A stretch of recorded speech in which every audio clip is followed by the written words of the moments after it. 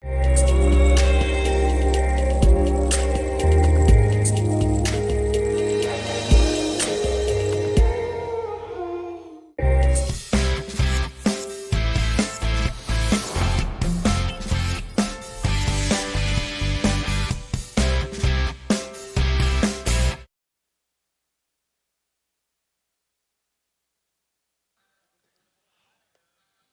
a freshly renovated Baulks Field on the campus of Marlborough High School, we welcome you to the Central Massachusetts Athletic Directors Association Central Massachusetts Tournament Final.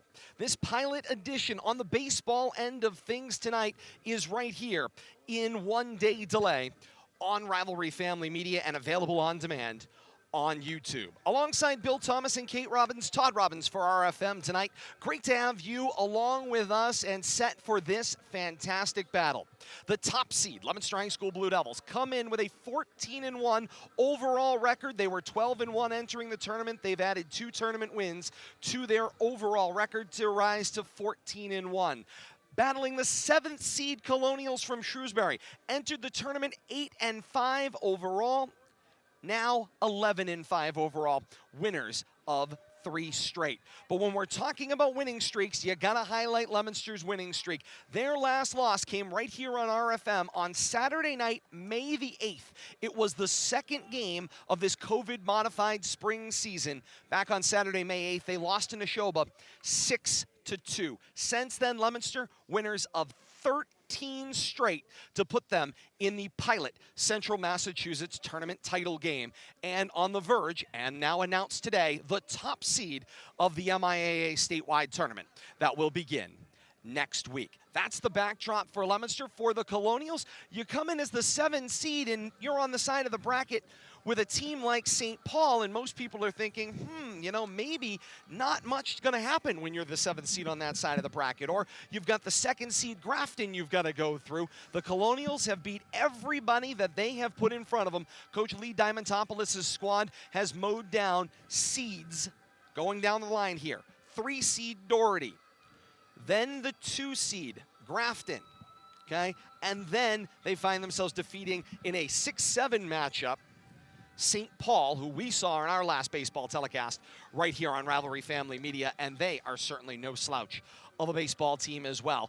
To, although being the 7th seed, find themselves into this title game, and they've done it through consistency and winning some great pitching performances as well. And you can't complain about the offense that Shrewsbury has been getting in this tournament. Beating Marlborough 11-0, Grafton 13-1, St. Paul 9-3. Coach Lee Diamantopoulos' squad has not been shy with producing on the offensive end. Tonight, they're going to face a difficult challenge. In Division II and Assumption College bound, Evan McCarthy, the stud Blue Devil pitcher from this year, been the name to talk about throughout the year. He'll be the pitcher that the Colonials will have to do battle with tonight. The question will be, can they produce that kind of offense?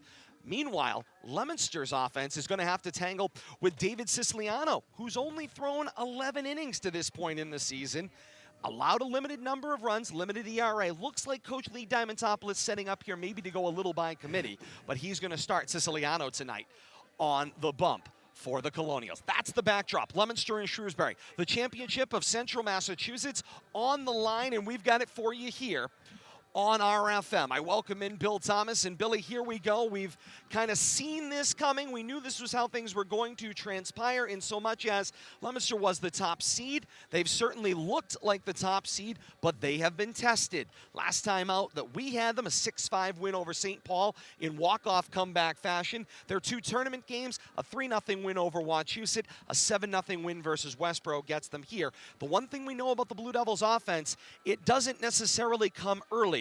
It comes very, very late in ball games. Yeah, it does, but it's timely, too, when it shows up. And, Leominster has been on a roll, and their 14-1 record proves it. 13 wins in a row after starting out 1-1, I believe. But they've won them all ways. They've won them big. They've won them close. They've had shutouts. They've had comfort behinds. A couple of close game. One close game here against Shrewsbury that they won in their last at-bat, their 6th inning, their last at-bat, they scored enough to win. but and then held Shrewsbury off in the top of the 7th. But they've been winning all ways, and they show that they're battle tested, and I think that's only going to help them going forward. Kate, a battle-tested top team finds themselves against this upstart Colonial squad who I know Coach Lee Diamantopoulos loves to play the underdog. There's nothing better from a motivational standpoint than to get to play the underdog coming into any matchup, and he's got that opportunity coming into this matchup tonight. Now, mind you, Leominster and Shrewsbury have played twice during this COVID-modified regular season.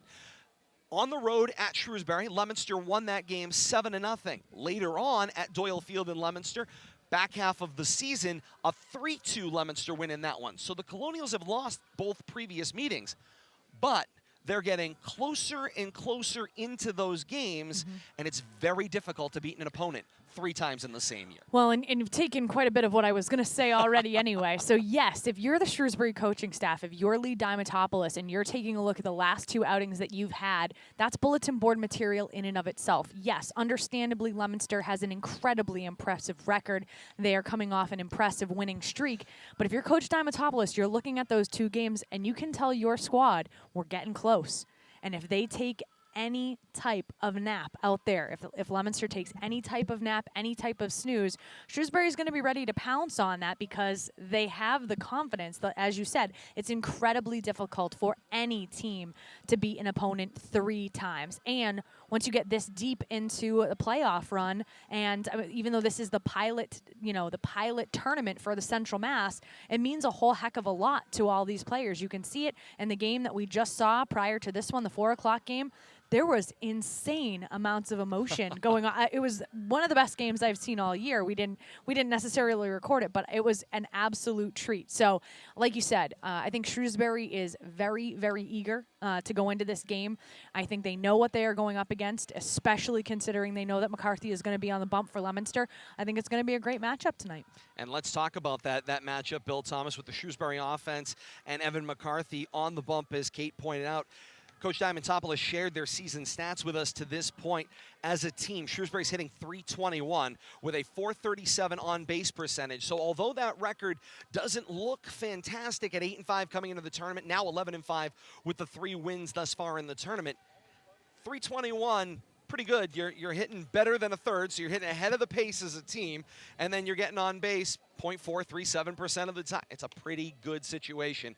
Meanwhile, you're now going to face one of the 2 best pitchers in Central Mass tonight. Yeah, and they faced him early in the season. Evan was part of that 7-0 shutout. I think he threw 5 shutout innings that night back on May the 12th. But, and then come around to game 2, the 3-2 come from behind win. Evan drives in the game, what led to the game-winning run in the bottom of the 6th. So they're well aware of what Evan McCarthy can do on both sides. But when you talk about him being on the bump tonight, on the hill, as Kate likes to say, he hasn't pitched in a week. He's coming in well-rested. He's well-positioned for this game, and I expect him to be on top of his game. Coach Barnaby's done a great job using him smartly, let's say. A couple of games we thought, why isn't he pitching? I'm sure Coach Barnaby had a plan all along, and when it comes to matchups and who they're playing against. But whatever philosophy he's been using all season, how he's been using his players, especially Evan McCarthy, it's been working 100%. And even in that game they lost in the Neshoba, one little blemish. But sometimes you like to get that out of the way, because now you're not riding that 0 and you're wondering when it's going to happen. So that might even play into their favor. More story to tell. Leominster and Shrewsbury coming up. First pitch in a matter of moments here on a 1-day delay here on Rivalry Family Media. Facebook.com/Media Rivalry for the live streaming premiere. Also available on demand on YouTube. Search it up, Rivalry Family Media. Like, follow, and subscribe. We post the content. You get a notification on your smart-enabled device. We mentioned off the top, we are at a neutral site tonight, the recently renovated Baulks Field on the campus of Marlborough High School. And I guess, Kate, we could actually call this the campus of Marlborough Public Schools, because this campus has grown in leaps and bounds. And it was huge. I mean, unbelievable what they have done here. And not that they had facilities that weren't fantastic before, but this is very impressive. An all-turf infield, top to bottom, front to back, able to fit a full soccer field, lacrosse field in the outfield as well. Yep. Very impressive up here, kind of at the top of the hill, overlooking their track, as well as on out a little bit farther to their actual main academic building. Yep. Then on my drive in, I noticed what used to be an empty field. It used to be the football practice field behind us. Now has a gorgeous state-of-the-art elementary school sitting on top of it. And then up the road from that, a little bit closer to the main gate, a brand new state-of-the-art all-turf softball facility as well. And I'll tell you, the folks here at Marlborough had always had a fantastic softball facility, having gotten to work there a number of times. That new field is downright impressive. They did take away, Bill Thomas, what was my favorite. You know how Yes. each facility has a characteristic, you know, Quirk. like a quirk, a thing. Oh, yeah. Yeah. They have eliminated it Something down there in in the the softball outfield, field. Yep, foul exactly right. thing. Two quirks that used to be over here at Marlborough softball field. Quirk one was the fact that there was no fence. Yep. And the field go was forever? all you Oh. could get. Yeah. It was a deep over Play 400 We could foot we could field. just run and Oh, run yeah. and run. And then there was the other characteristic. You know, Fenway's got its triangle. Other Yep. people have got other nuances. This had a rusty field hockey net that was always in Always. place. And you had to make a rule about what would Always. happen if the ball rolled If the up ball against rolled it. up into And It's it was just gone. one of those, gone, all state of the art. Congratulations to Athletic Director Jeff Radzinski and the great It's a folks beautiful here complex. at Marlborough. This Beautiful, is I very agree. impressive. And they were having a tournament softball Yep, game, down there utilizing as well. the complex on top of it. So the way it should be. For those of you joining us for the first baseball broadcast of this Central Massachusetts tournament, a little background on what this is. You're going, wait, what is the Central Mass tournament? Who is CMADA? Who's the CMADA? Bill Thomas and I were And having I this had to ask conversation. too, so He if did. you're out there wondering Don't worry that about question. it. The Central Massachusetts Athletic Directors Association, that's that long title I keep running down. It is a conglomerate of the Midwatch Athletic Directors, the Inner High Athletic Directors, the SWCL, the Southern Worcester County League Athletic Directors, as well as the Catholic Conference of Central Mass. All of them combined form up this Central Massachusetts Athletic Directors Association, and they are sponsoring this tournament. The best kind of equation I can give you would be to a college conference tournament. Happen Division 1, 2, 3, right straight down the line. The conferences sponsor tournaments at the end of the regular season. This is all coming to be. This is called a pilot edition of this tournament because the MIAA is migrating away from what we have been used to in years past, where you had a Central, then you had a Central West, North-South crossover semifinal, and then you would get into a statewide final because you had 3 sections of the state or 4 sections of the state, and you can only have 2 to play for a state championship. So you had to have ways to work your way through it. So this was one of those methodologies. Well, the MIAA is now going to go to a top-to-bottom, first seed to 32nd seed on down tournament, statewide, depending on the sport. And once they've gone through and done that, there would be no more Central Mass champion. So the Central Mass Athletic Directors Association decided we want a Central Massachusetts tournament. They're now piloting it here. Of course, if you're looking at the brackets from the MIAA that came out today, you're going, why is there a district tournament? Because that statewide tournament isn't beginning Correct. until next year. So this is a pilot This is a preview. to get you in the A direction where practice things are going. for the new system that's going to be put in place in the future. Indeed, we will. We may be at Baulks Field in Marlborough, down 495, but joining us, the voice of Doyle Field, Dick Tucker, public address announcer for tonight's game. We're going to join Dick Tucker, the introductions of both teams, the national anthem, and then first pitch right here, and the starting lineups, all coming up here on RFM. It's the championship game of the Central Massachusetts Athletic Directors Baseball Championship. The top seed Leominster, the 7 seed Shrewsbury. We've got first pitch coming up, all here on RFM. The left fielder, number 10, Andrew Paris. Batting third, second baseman, number 4, A.J. Hand. In right field, batting fourth, number 1, Josh Lowe. Batting fifth, the shortstop, number 20, Ryan Meyer. Batting sixth, the catcher, number 7, Connor Lyons. Third baseman for Shrewsbury, number 33, batting 7th, Tommy Belbin. Batting 8th, the designated hitter, number 5, Ben Griffith. Batting 9th, the first baseman, number 9, Jack Bates. Pitching, not hitting, number 17, David Siciliano. Overall record for Shrewsbury, 11-5. Head coach Lee Diamantopoulos, assistant coaches Dean Diamantopoulos, Dave Nero, and Sean Russell. And now today's home team, Leominster, leading off the catcher, number 2, Tyler Smith. Batting second, the center fielder, number 3, Sean Dutton. Batting third, the pitcher, number 23, Evan McCarthy. Batting third, number 8. Batting fourth, the third baseman, number 8, Nick Garcia. Batting fifth, first baseman, number 16, Brandon Arsenal. Batting sixth, the second baseman, number 12, Tony Salvatelli. In right field, batting seventh, number 6, Eamon Birkin. Designated hitter batting eighth, number 11, Nico Martinez. In left field, batting ninth, number 1, Ryan Farha. Not hitting, playing shortstop, number 9, Nick Massa. Leominster's record, 14-1. Head coach, Rich Barnaby. Assistant coaches, Ed Bowles and Chris Kay. Umpires for today's contest are Dan Martin, Chuck Martin, and Michael Turco. Our great nation has persevered through the leadership and sacrifices of men and women who have served or are currently serving in our armed forces. We invite both veterans and current military personnel to please stand to be acknowledged.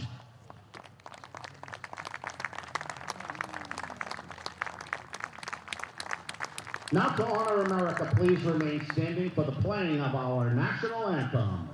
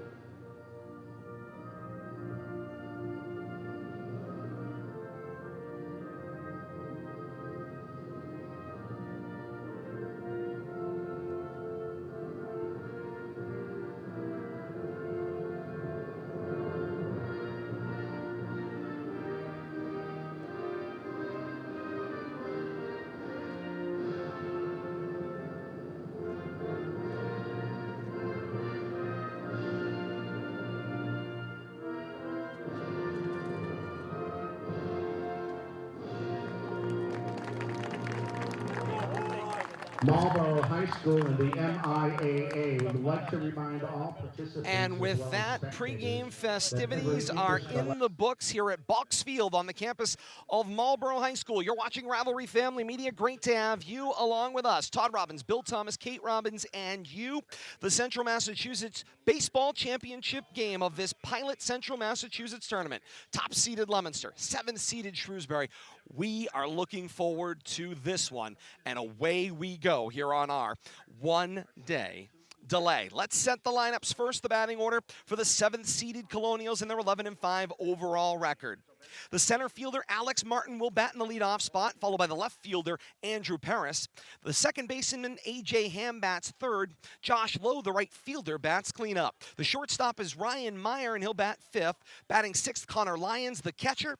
Third baseman, Tommy Belbin, bats seventh. The designated hitter, Ben Griffin, bats eighth. And then Jack Bates will play first base and bat ninth. Setting the defensive alignment for Leominster, across the outfield we go left to right. It's Ryan Fava, Sean Dutton, Eamon Durkin. Then left to right across the infield, we go third to first. Nick Garcia, Nick Massa, Tony Savatelli, and Brandon Arsenal.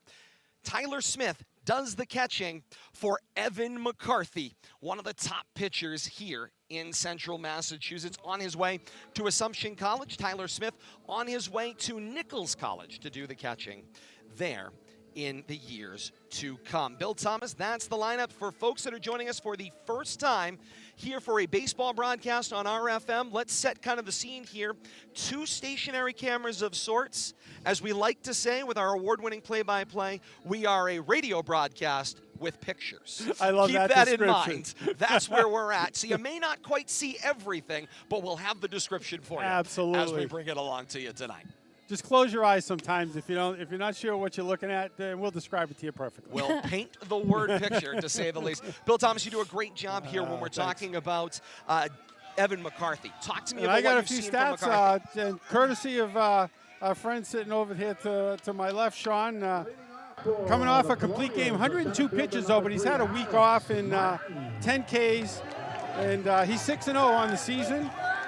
And you know, I'm expecting a strong game for him tonight. He's had a week off, and he's been used really smart by Coach Barnaby.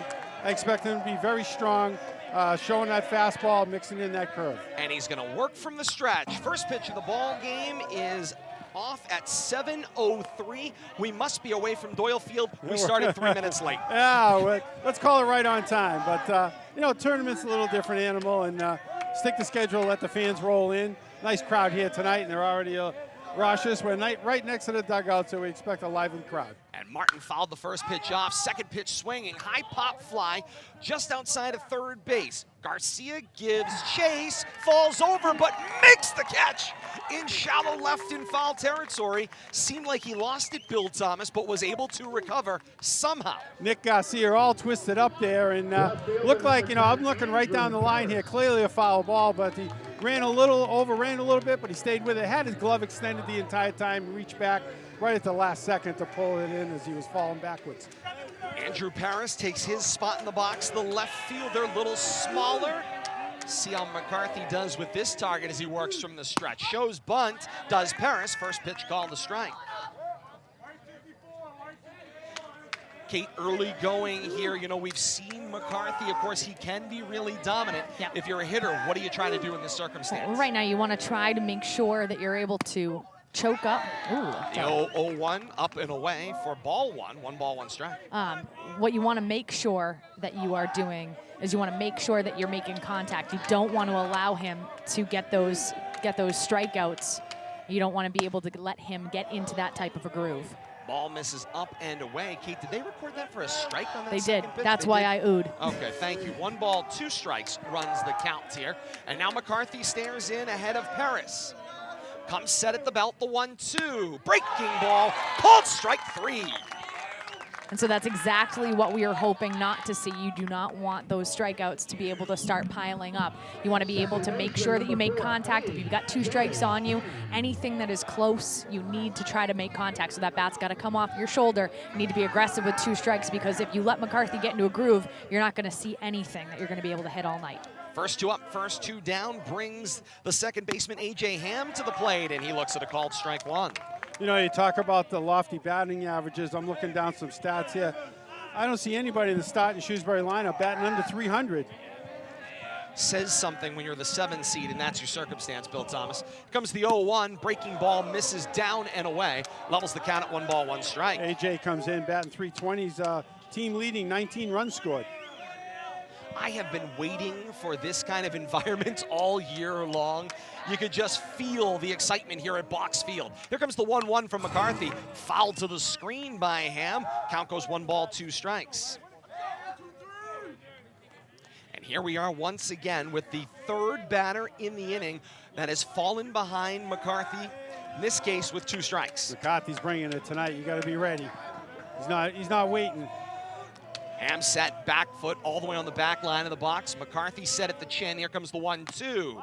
Just got a piece of it. Smith a little frustrated. He couldn't reel it in. We'll try another 1-2 pitch. You know, I'm sure McCarthy's feeling strong. You know, as I mentioned, it's been a week since he's pitched, coming off a complete game 102 pitch outing, and I think that's shown his strength and how smartly he's been used by the coaching staff. McCarthy set again. Another 1-2 offering. Just missed down and in. 2 balls, 2 strikes. Smith trying to frame it there. Didn't quite get it up where he needed to. Everybody Nice wanted try. that on both sides of the field tonight, and Shrewsbury got the beneficiary of that call down and in. 2 balls, 2 strikes, 2 outs, top of the first. The 2-2. Breaking ball sweeps and misses away, and the count runs full. Good patience here by Hamkate.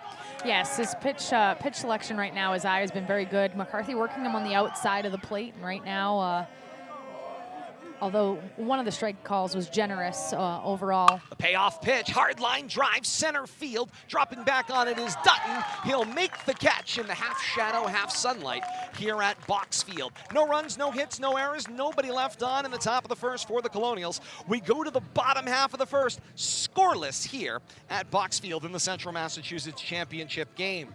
Let's set the lineups going in the other direction now as the Colonials head out to take the field on defense. For Leominster, here's the batting order that Coach Rich Barnaby will send to the plate. Tyler Smith, the catcher, will bat leadoff. Sean Dutton, the center fielder, bats second. The pitcher, Evan McCarthy, hits for himself. He'll bat third. Nick Garcia, the third baseman, sticks in that cleanup spot. Brandon Arsenault of the discerning eye, the first baseman, bats fifth. Second baseman, Tony Savatelli, bats sixth. The right fielder is Eamon Durkin. He'll bat seventh. The designated hitter in the lineup tonight, Nico Martinez, will bat eighth. And the left fielder, Ryan Fava, the double leadoff there in the ninth. Nick Massa, the shortstop, he's the one not hitting this evening. The Colonials defense set out by Coach Lee Diamantopoulos looks like this. Left to right across the outfield, it's Andrew Paris, Alex Martin, and Josh Lowe. Third to first in the infield, Tommy Belbin, Ryan Meyer, A.J. Ham, and Jack Bates. Connor Lyons does the catching for David Siciliano, who takes the rubber. Bill Thomas, 11 innings thrown this season. Small sample size, decent success. Yeah, third leading pitcher as far as innings thrown, just looking at his stats here. He's got a couple of, let's see, 2 starts, 2-0 in his 2 starts, and used sparingly. You know, he's one of their steady pitchers, I think, that has led to success. You know, nothing flashy, and gets the job done when he's called on. Coach Lee Diamantopoulos, Kate, starts somebody with just 11 innings of work. It means there's limited tape, limited sample size on stats. Try to throw perhaps a little curveball just in the lineup card alone. Certainly, I mean, and that's one of the things that you need. If you can keep your opponent on their toes, that's only going to benefit you. Now it's about execution. Can he come out here and execute now that they have that, you know, small, slight upper hand? Go ahead, Bill Thomas. No, you Todd. I'm going to drop something in between pitches about Siciliano. Siciliano full windup here with the pure white shoes. Comes with the breaking pitch down and away. Misses for ball 1. You know, in those 11 innings, he does have 5 walks, but he's also backed that up with 12 strikeouts. So averaging a strikeout an inning, but I think if the Leominster batters can stay patient, they can get some base runners. The 1-0.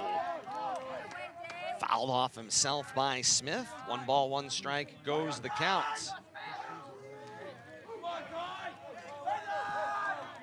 Smith steps back in, sporting, as we like to track the footwear there, Bill Thomas. Got the Columbia blue, an old Leominster color there. Also looks like the colors of UNC. Here comes the 1-1. Misses down and in. And Todd, I want to make one comment about the footwear. Interestingly, a lot of the Shrewsbury players opting to go with a turf shoe and not necessarily a full cleat.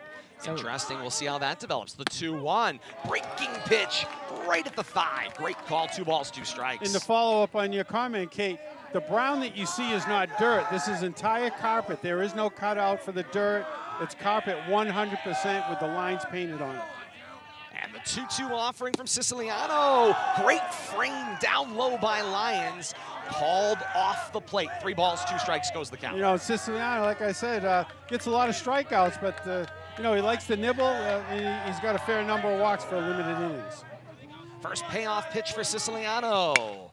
Line shot right down the line and into left field it goes. Smith up and around, full speed, heading on into second, and he will cruise on into second base with a leadoff double and strikes a little Heisman pose out at second base with the helmet as well. I love the style from Tyler Smith with the leadoff double. Hey, might as well bring it. You know, you only live once when you're a teenager enjoying this part of your life and playing sports and having fun. Might as well live it. Absolutely. And to the plate comes Sean Dutton, the center fielder. Lyons tries to slow things down, flashes some signs across the field to his teammates. Smith, for a catcher, fleet of foot, Bill Thomas. Yeah, he bats lead off, and you know, he does a good job getting on base and setting the table. That ball was roped. Absolutely. Indeed it was. Dutton at the plate, Smith at second. Dutton shows bunt, and Kate's favorite part of the game when we get to say Kate, first bunt missed. Kate, I'll be quiet for this at-bat. Feel free to chime in. No, I'm not. Nope. In Kate's head, she's saying, get the bunt down. That was a low pitch. He should have pulled back on that. But if you're going to stick it out there, it needs to get down. No balls and a strike. Lions shows up and away here, and Siciliano decides to fake on back to second. Really no intention, nobody covering out at second base there. Just wanted to break the energy here a little bit. And there is both teams cheering back and forth at each other. A great ebb and flow crowd here as well. Here comes the 0-1. Dutton thought about it and let that one go in the dirt. Nice job keeping that in front of him. Exactly, Kate. And good job getting the bat back there and not eating another strike on a bad pitch. 1 ball, 1 strike goes the count. You know, the thing about the no dirt, all carpet, bounces are going to be true. You just got to learn how to play that bounce. You're going to get the same bounce every time. It's going to be significant. 1 ball, 1 strike, and Dutton gets the bunt down. It's a 3-hopper back to Siciliano. On to first. 1-3 goes the putout. Sacrifice made there. It allows Smith to move up to third, and Leominster looks like they're trying to manufacture a run.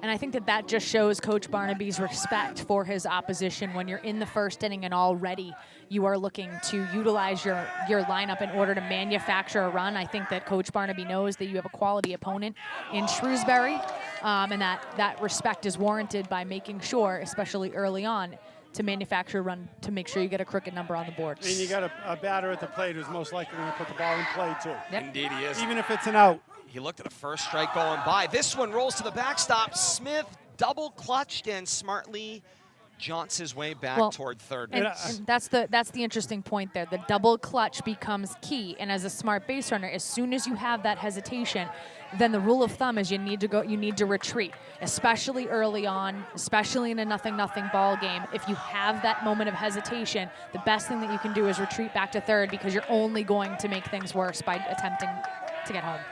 1 ball, 1 strike count, 1 out. Smith at third, and a little chin music for McCarthy sends him out of the batter's box to regroup. He flashes a look at Siciliano. Take a look at the track of the pitches thus far. Take a look at where he is in the lineup, because McCarthy's going to have fun with him. He's not hitting tonight. He's not hitting. But he saw he can do what he wants. Beautiful breaking ball in the first pitch. Another breaking ball down and in. 3 balls and a strike. Clearly staying away yes, from McCarthy. Clearly, yep. Yeah, almost an intentional walk.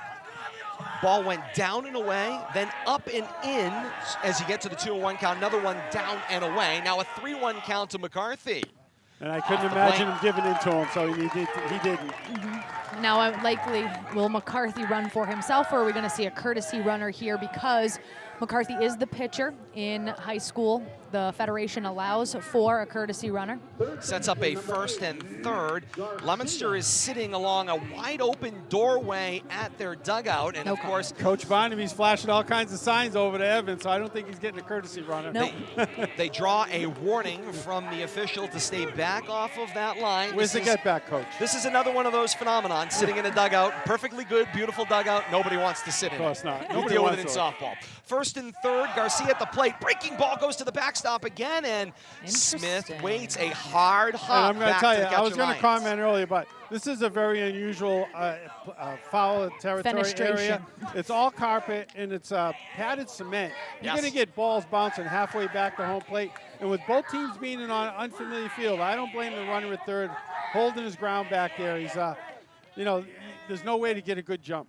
1-0 pitch, cut on and missed. Well, and Billy, to add to your point, you have a situation where it's only the first inning, there's only 1 out, so you do still have opportunities to get those runners home. Yeah, and there's no fence back here. You're getting a straight bounce back. You're not getting any deflection, so you got to be careful coming from third. McCarthy was able to move up on the pass ball, so runners at second and third. Ball up and in to Garcia. 2-1 goes the count from Siciliano. And Bill Thomas, I'll agree with you. Not only is it a 4-in field and a 4-in layout, as the situation turns out, but most of these teams are used to playing on chain link. Exactly. This is a college quality field where you're going to have that cement with the padded backstop. You're going to get those truer bounces. The 2-1 misses up and in. I think right now with a 3-1 count as you're getting into kind of like that middle to the bottom of the order for Leominster, kind of like you're, through the heart of the order. But you have first base unoccupied. So even with a walk here, you're going to be able to get your force force out on the next batter. Siciliano from the belt, swing and miss from Garcia. 3 balls, 2 strikes, goes the count with runners at second and third, and just the 1 out here in the bottom of the first inning of the Central Massachusetts Athletic Directors Association Baseball Championship game. Siciliano set at the chin. 3-2 pitch. Popped up to the backstop and stays in play. We'll try another 3-2 count. Oh, Siciliano throwing a lot of pitches in this first inning. Got 1 out. He's thrown 20 pitches already. Kate says, oh no. I'm going to have to, in between innings, Hang in there, Kate. You're fine. It's just a little tape. I'll get it folks, in between Folks will innings. bear with. Our broadcast position, that main hit the line, screen. Yep. is just below where that hit took. The 3-2, foul to the screen yet more again. tape. There's more tape. Oh, well. It's all right, I'll get It's it. the first time we've dealt with this configuration. The pictures are moving. They're We're moving. If you've been with us We're throughout giving the you year live action. and chronicling the way things are going, I'll get the pictures tape in are moving. between innings. 3 balls, 2 strikes, 1 out here in the bottom of the first. The cleanup hitter Garcia, and he'll launch another one into the parking lot. We'll try yet another 3-2 count coming up. You can still see everything. Absolutely. Just you can also see tape. Just a little gaffer tape. Not going to hurt anybody. McCarthy at second, Smith off at third. Garcia at the plate with a 3-ball, 2-strike count. Siciliano checks McCarthy. Here comes the 3-2. Cut on and missed. Battle won by Siciliano. Big second out right there. Runners in 2 runners in scoring position. Battling back. Number 16, Tough at bat right there by Garcia. And that brings Brandon Arsenal to the plate, known for, as I mentioned off the top, his discerning eye. He loves to run the count full as a batter at the plate. 2 outs. First pitch coming from Siciliano. It's McCarthy and Smith, second and third. And a big swing and a miss. Here's what I've seen from Siciliano early going. It is great command of a hard, biting breaking ball, cutting away from right-handed batters. That's been keeping Leominster off balance. Yeah, he's got to get better control of his fastball, though, Todd. That one's in the dirt. Nice job protecting the 5-hole for Lions. 1-1 goes the count. He's definitely got a sharp breaking ball. Starts that out at the hitter. He's going to have him headed for the dugout halfway. But he's just a little outside with that breaking ball, but he's definitely working both pitches. The 1-1, foul to the backstop. That's with our some crowd mic. authority. Yes, yes, I think it we're going to is. have to do some Did you know in the entire modifications. first game, this Not didn't one happen? thing hit One the net. thing hit the net. 1 ball, 2 strikes goes the count. 2 outs here in the bottom of the first inning. That's funny. That's good. Anything that can, will. Siciliano's 1-2. He had already started the motion, and Arsenal asks for time and backs out of the box. So, Todd, we had this equipment set up for the entire first game. Not once Nothing did that moved. happen. We stress tested Not everything. once. We've been living that this 7 year. innings. But it has been fantastic to be out covering bat ball sports this year. I love this location. Here comes the 1-2 pitch, and Arsenal fouls that one to the backstop. This is just At least we're odd. getting a lot of loud sound effects. Now you can't see. Now the tape's back. Oh my God. Stay on the wide angle, Kate. What is happening Okay, look at in it. my world right now? 1 ball, 2 strikes, 2 outs. McCarthy at second, Smith off at third. Here comes the 1-2 and a breaking ball that misses down and away. 2-2 goes the count to Arsenal. Or as Arsenal likes to say, I've got the pitcher right where I want him. An even count at 2 balls and 2 strikes. Siciliano stares in, arm hanging, now set at the chin. Checks McCarthy, the 2-2, up and in. And there it is, a Brandon Arsenal 3-ball, 2-strike count. 4 out of the 5 batters in this first inning, I got him going full on. A lot of pitches, over 25 pitches for Siciliano in this first inning. 3 balls, 2 strikes, 2 outs. Runners at second and third for the Blue Devils. Siciliano looking to get out of the inning. He'll step off the back and break the rhythm here. Now he wants to talk to Lions, so Lions will trot on out to talk with Siciliano. I gotta let Wendy Diamantopoulos know I'm coming over in between innings. Between innings. I'm coming in front of you. It's nice to know everyone least who's I know around people, you. yeah. That's always Excuse a me, benefit pardon as me, well. coming through. I need to get in front of you. Hey, it's baseball, right? We got to go with the old Bob Uecker. I must be down in the front row. Here comes the 3-2 pitch. Cut on and miss. And out of trouble is Siciliano. It got nerve-wracking. A little bit of nail-biting there in the bottom of the first. Runners at second and third. Couple of pass balls with runners in scoring position. No damage for the Colonials. No score through 1. 2 stranded for the Blue Devils. off the 2 hits in that inning. More to come. This is the Central Massachusetts Championship game right here on RFM.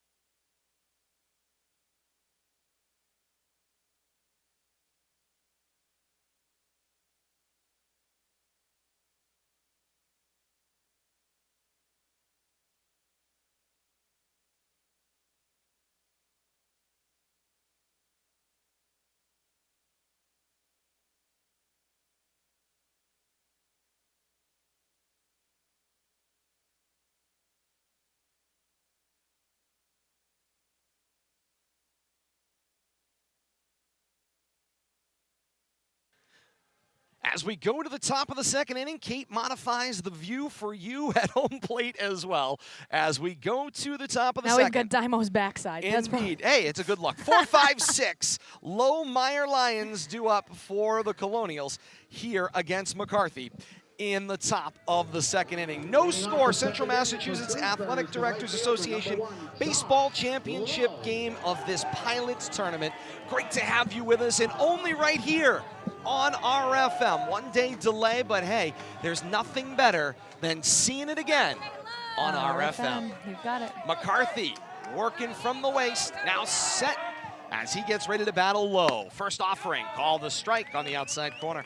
He's been feeling it. He has been very efficient relative to his pitches. Conversely, what we've been seeing with Siciliano out of Shrewsbury, pitch count is going to become very important as this game continues. The 0-1 misses away. 1 ball, 1 strike goes the count.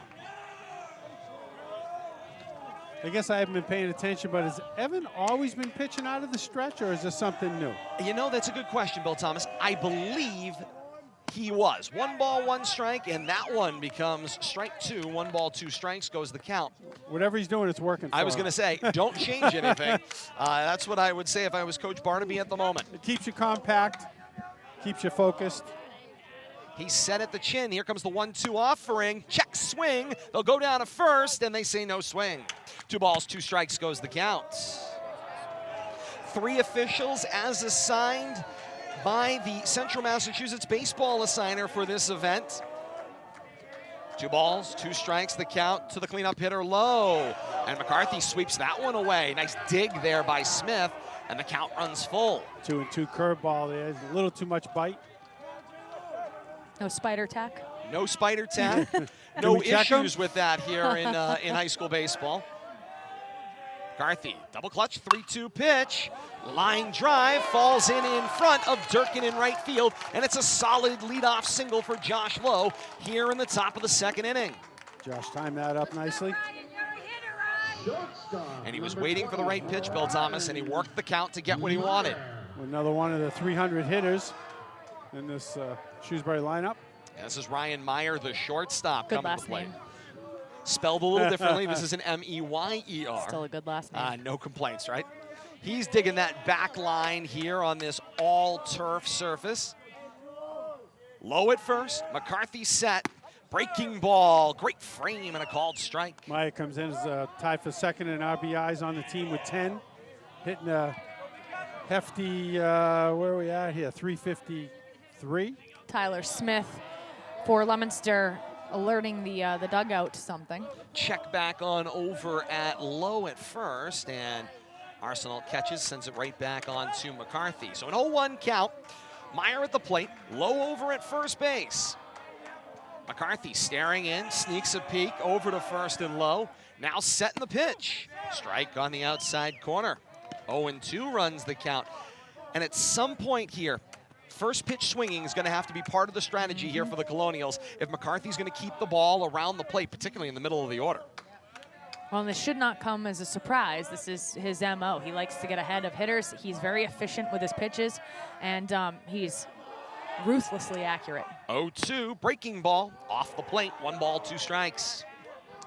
He's really been showing that fastball and great control. I think the only balls he's thrown has been when he's gone to that curveball. Been trying to tease him outside, but he's got a lively fastball tonight. McCarthy set at the chest. 1-2 pitch, swing and a miss. I like that, Bill Thomas, a lively. That's Swung right through that one. Yep. First out here in the top of the second comes by way of the swinging K. Second strikeout thus far, 1 inning thus far for McCarthy. And that brings Connor Lyons, the catcher, to the plate. Lyons has got good size. He's going to have a big strike zone there. Looks like a strong hitter coming up here in the 6 hole.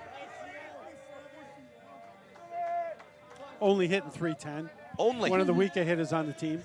First pitch Not swinging. that time. Hard line drive. Falls in and played on the 1 hop by Fava in left field.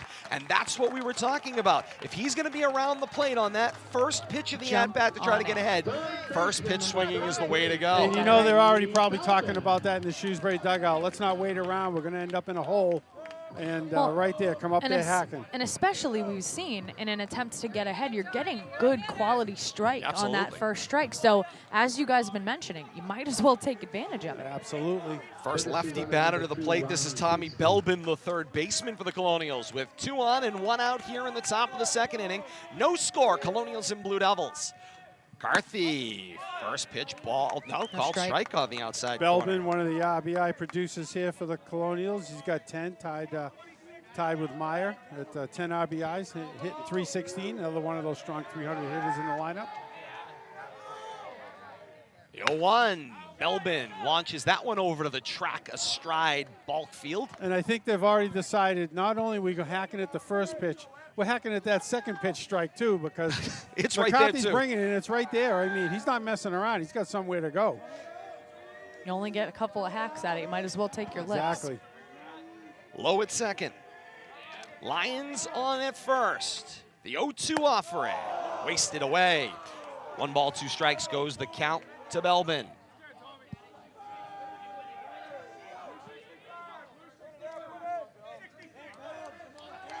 Runners take their leads on this 1 ball, 2 strike count. 1 out here in the top of the second. Belbin awfully close together on the stance at the plate. McCarthy steps it on back to second base, and sliding back in safely is Low at second. Nice job coming around and fielding that one is Massa. He kind of got taken out in the slide, but he was able to make the catch and get the tag down. We've seen some problems. Leominster has sent a couple of balls into center field on a few of the broadcasts we've been here. You know, you talk about Belbin riding out inside batter's box line. He's leading the team in hit by pitches with 6. The 1-2 pitch. Swing and a miss. 2 outs here now in the top of the second inning. Still the 2 runners on. McCarthy looking to find his way out of this inning. He'll take on the designated hitter. This is Ben Griffith coming to the plate. 3 strikeouts for McCarthy. We finally found a player in the lineup that's not hitting .300. I mean, odds on, Bill Thomas. You got to fight somebody who isn't. .417. Oh, my. That's why he's the hitting That specialist. was a good tease, Billy. Absolutely. That was a really well good done. tease. Taught you well.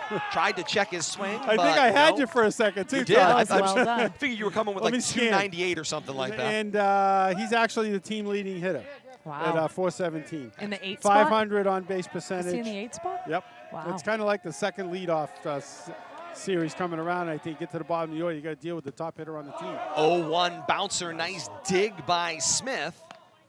Smith has been excellent all year long behind that plate for Leominster. He has been an absolute force. Very active back there. He's not afraid to jump out. He's not just a glove guy, but he knows how to use his body. He knows how to slide. That's very important for a catcher. You Todd, can't just think you're going to stab at everything. Doesn't work. A 1-1, high pop, and well out of play. look out down there. That one might have made it over to Assabet Valley's campus. Hey, That was heading that way. That's close by. Or at least toward that elementary school, which is right behind us as well. You and I, Todd, were talking earlier about how impressive throughout Central Massachusetts the catcher play has been this year. The Hopedale-Tohoto game right before this, tremendous catcher from Hopedale. Absolutely. 1-2 pitch, called strike 3, and McCarthy strikes out the side. He allows 2 singles and strands them with strikeouts after that. Down goes Meyer, Belbin, and Griffith looking to conclude the top of the second inning.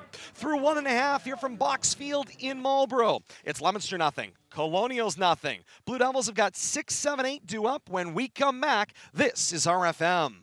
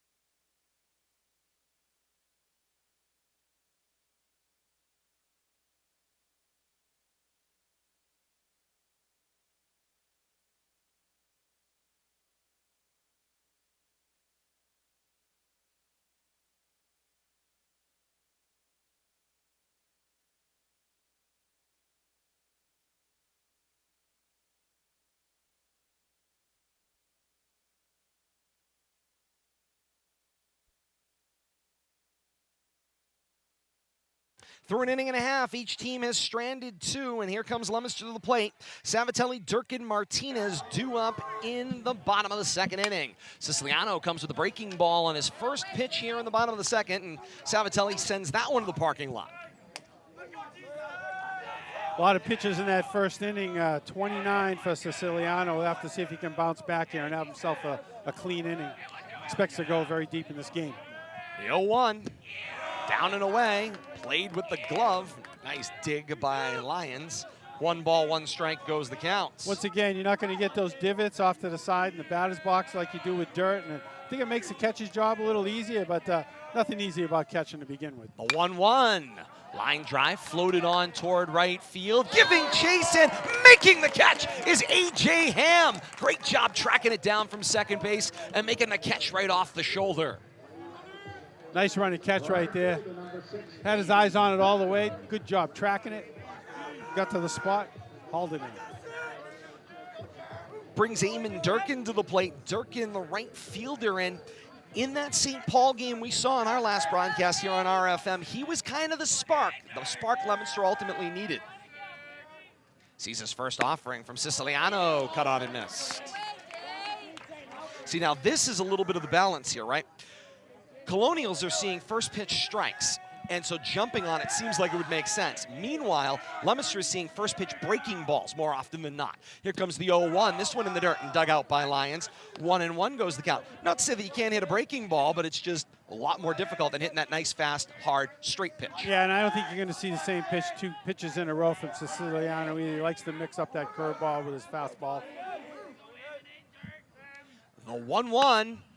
Cut on, floated up into the triangle. It's Ham who will gobble it up. He's got the first 2 outs of the inning.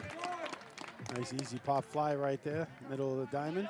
And that's a quick 2 outs, Billy. And, Shrewsbury exactly. needed that after that lengthy first inning, having base runners on, throwing nearly 30 pitches, having 2 quick outs here for Shrewsbury. That's going to make your coaching staff kind of take one small little breath. The designated hitter, Nico Martinez, comes to the plate. Stands level in that right-handed batter's box. Siciliano's first pitch busted inside, and guess who it is? A.J. Ham's got all 3 outs here in the bottom of the second, and hey, why not? It's his inning. 3 up and 3 down in the inning, all of them catches made by A.J. Ham at second base. Through 2 complete here at Baulks Field in Marlborough. Leominster nothing, Shrewsbury nothing. To the top of the third when we come back, this is RFM.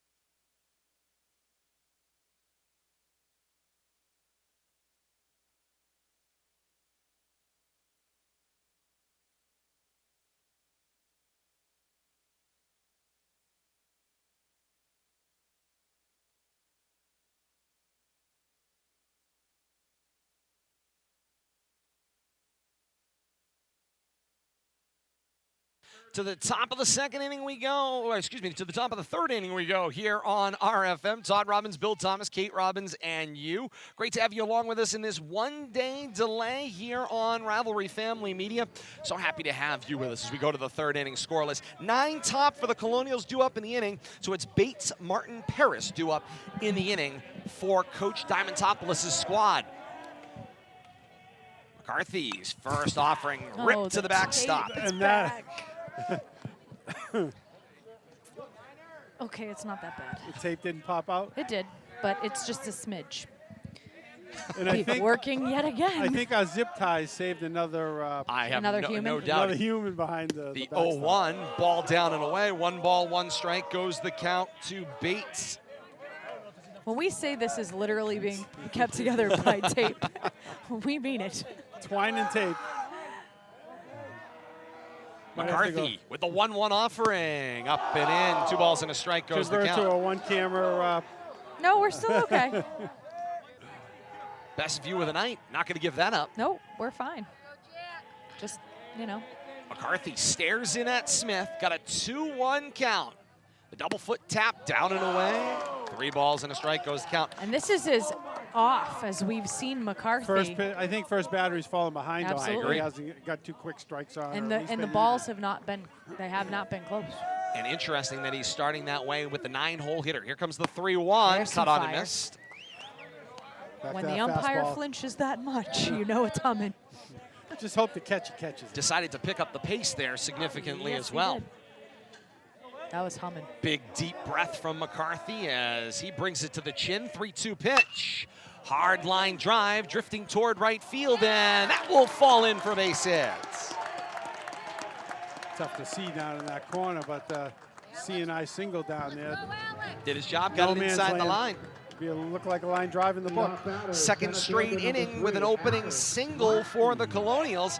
Let's see what they can do with it here in the top. And that's their third the hit third. of the night against McCarthy already. And if you're Coach Diamantopoulos, limiting the amount of strikeouts that you're able to give McCarthy and putting the ball in play, that's the objective. To the top of the order we go. The center fielder Alex Martin at the plate. He drops down the bunt straight back at McCarthy, and he'll swing it on over to first.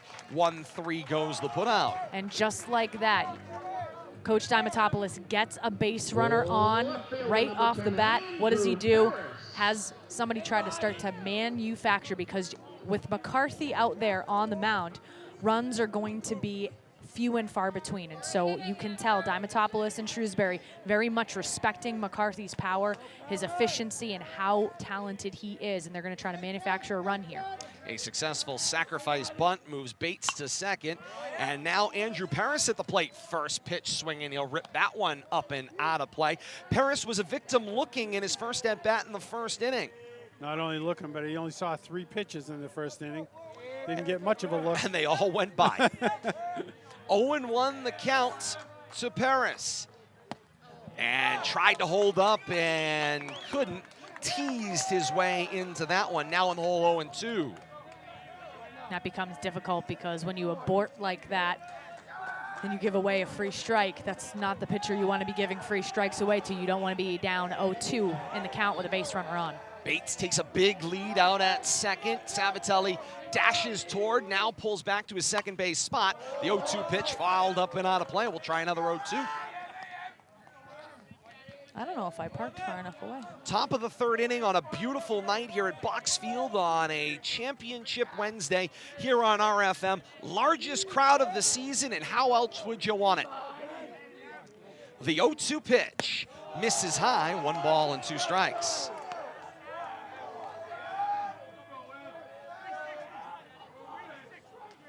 McCarthy taking his time, walks on back up to the rubber.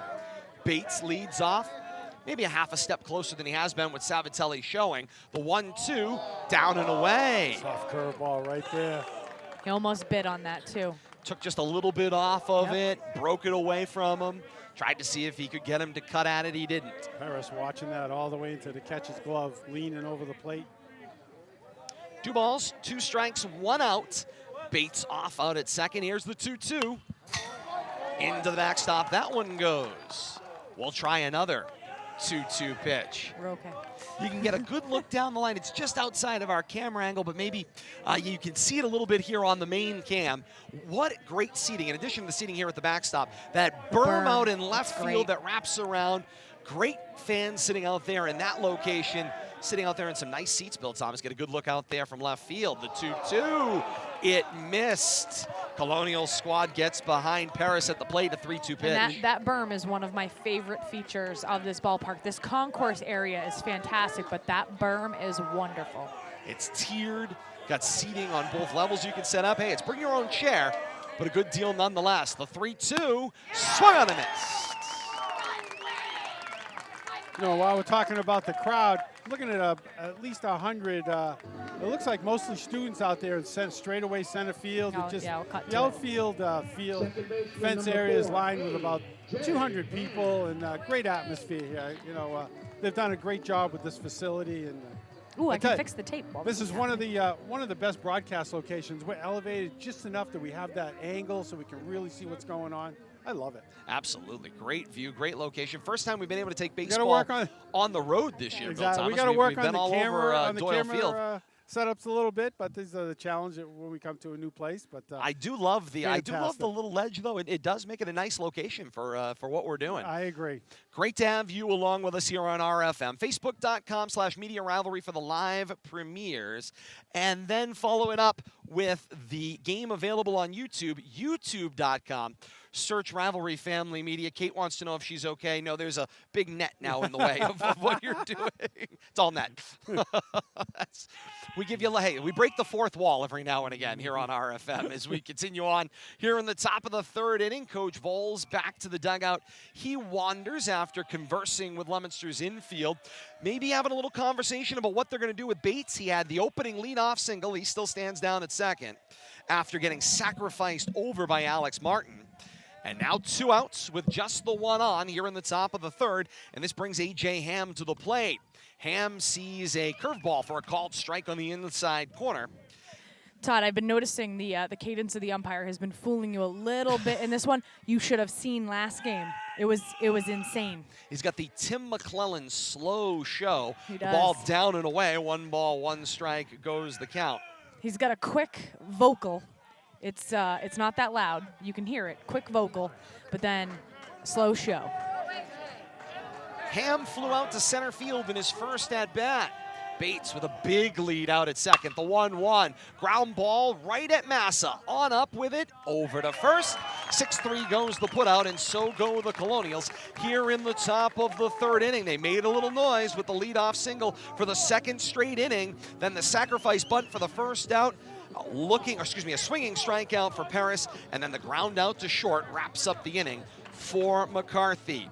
Through 2.5 here at Baulks Field, we head to the bottom of the third. Leominster got 9 top coming up with no score. Blue Devils and Colonials in the Central Massachusetts Championship game right here on RFM. Stay with us.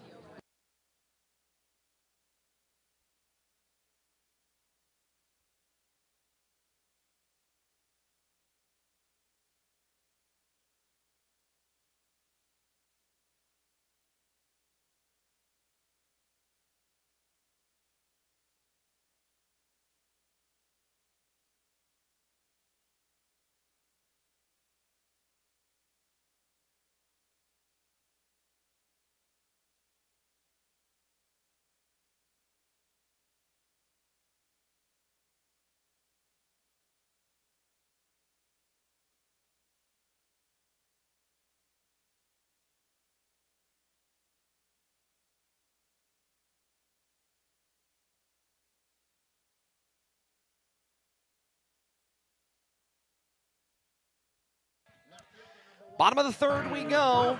9-1-2 for Leominster. It's Fava, Smith, and Dutton. For Fava, his first at bat. Loves to get things started in that 9-hole. Stands level with the plate. Toed out stance, the right-handed batter, Fava. Here's his first offering from Siciliano. Shows bunts. And that one's on over and played on the one hop.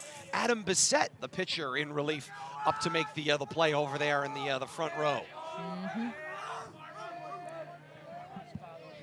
0-1 goes the count.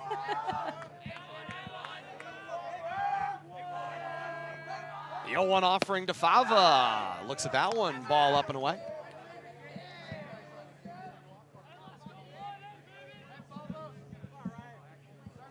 And Fava rests the bat on his shoulder as he looks out at Siciliano from the full windup. The 1-1, ground ball over the bag at third base. It's a single. It was knocked down by Belbin. But a nice job just sneaking that one over the bag for Fava for the leadoff single for Leominster. Just kind of put the bat out there. Nice easy swing, directed it just fair, right over the bag, down the third base line. That's the type of work we've been seeing him do all year long for these Leominster Blue Devils. He has Find been, a way. Nice job by Delvin, though, keeping that out of left field. Could have easily been a double. To the top of the order, it's Tyler Smith. Smith doubled to open the ball game in the bottom of the first inning. Does a nice job there. That ball in the dirt for ball one. Lyons digs it out, and Smith sends the signal down to Fava to hold his spot. The 1-0 from Siciliano. Called low. 2 balls and no strikes. Just.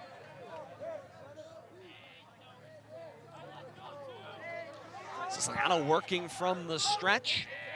Fava on at first. Smith sees the 2-0. Blisters that one belt high, 2-1. Taken all the way right there. Very patient hitter, Tyler Smith is.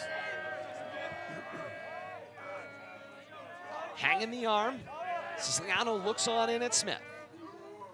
Decides to check on Fava over at first, diving in and back safely. Bates sends the ball on back to Siciliano on the mound. I like the 3-umpire rotation too, Todd. You got an umpire right there at first base where he belongs. Second umpire in the middle of the diamond.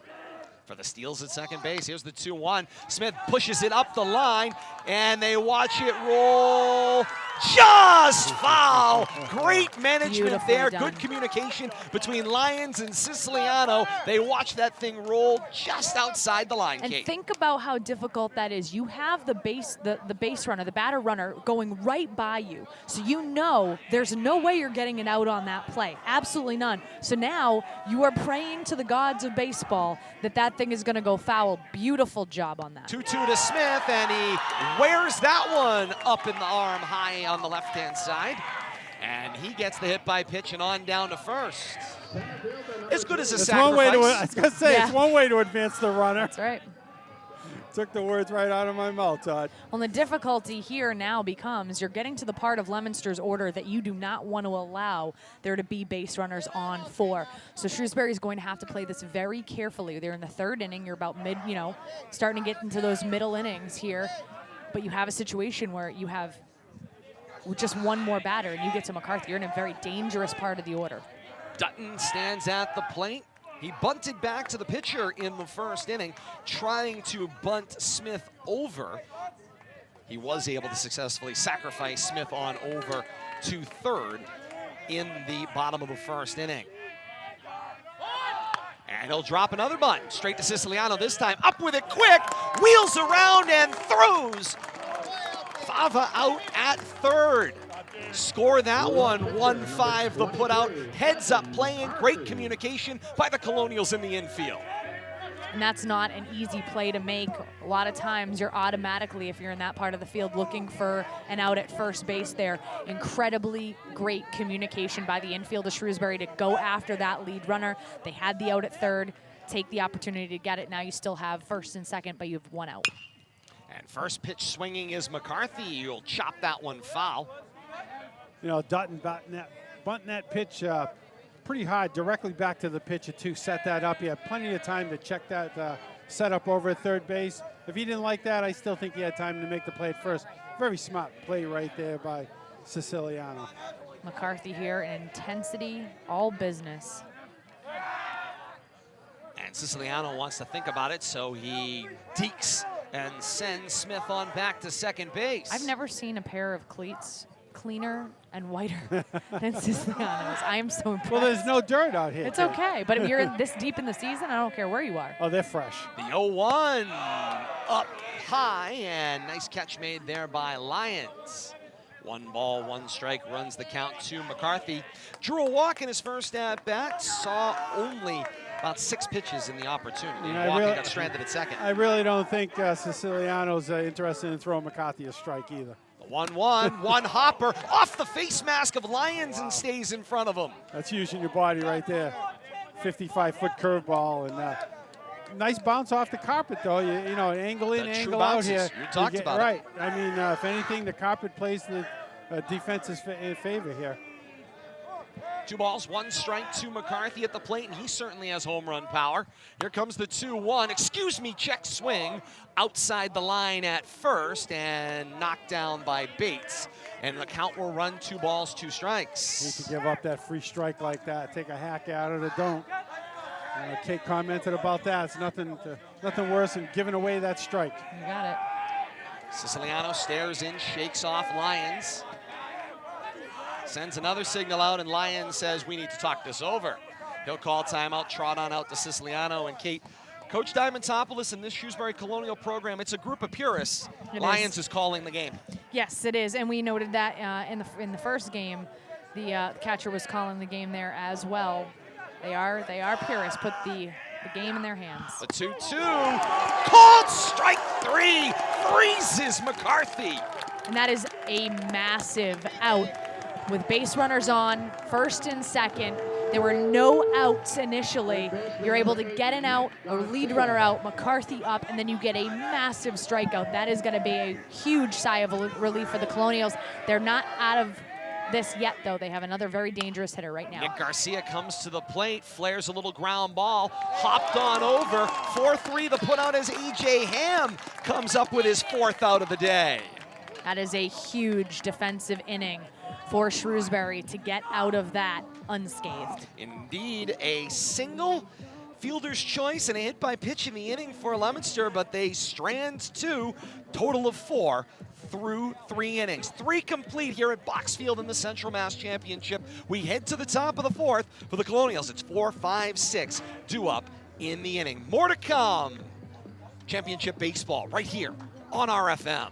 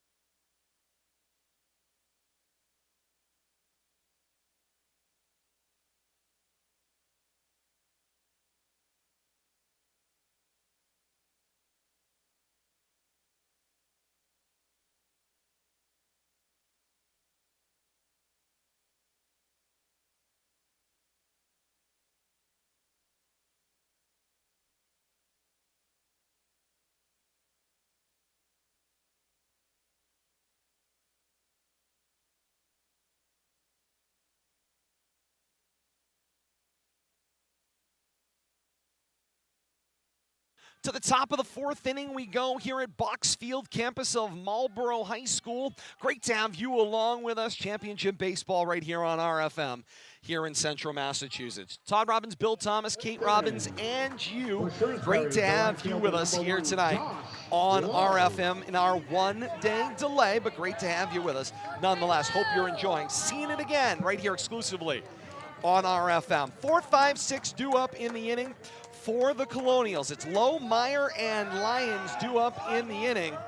It's pretty much how the second inning lined up. Led to a couple of singles, a little bit of noise, and then 3 strikeouts in that second.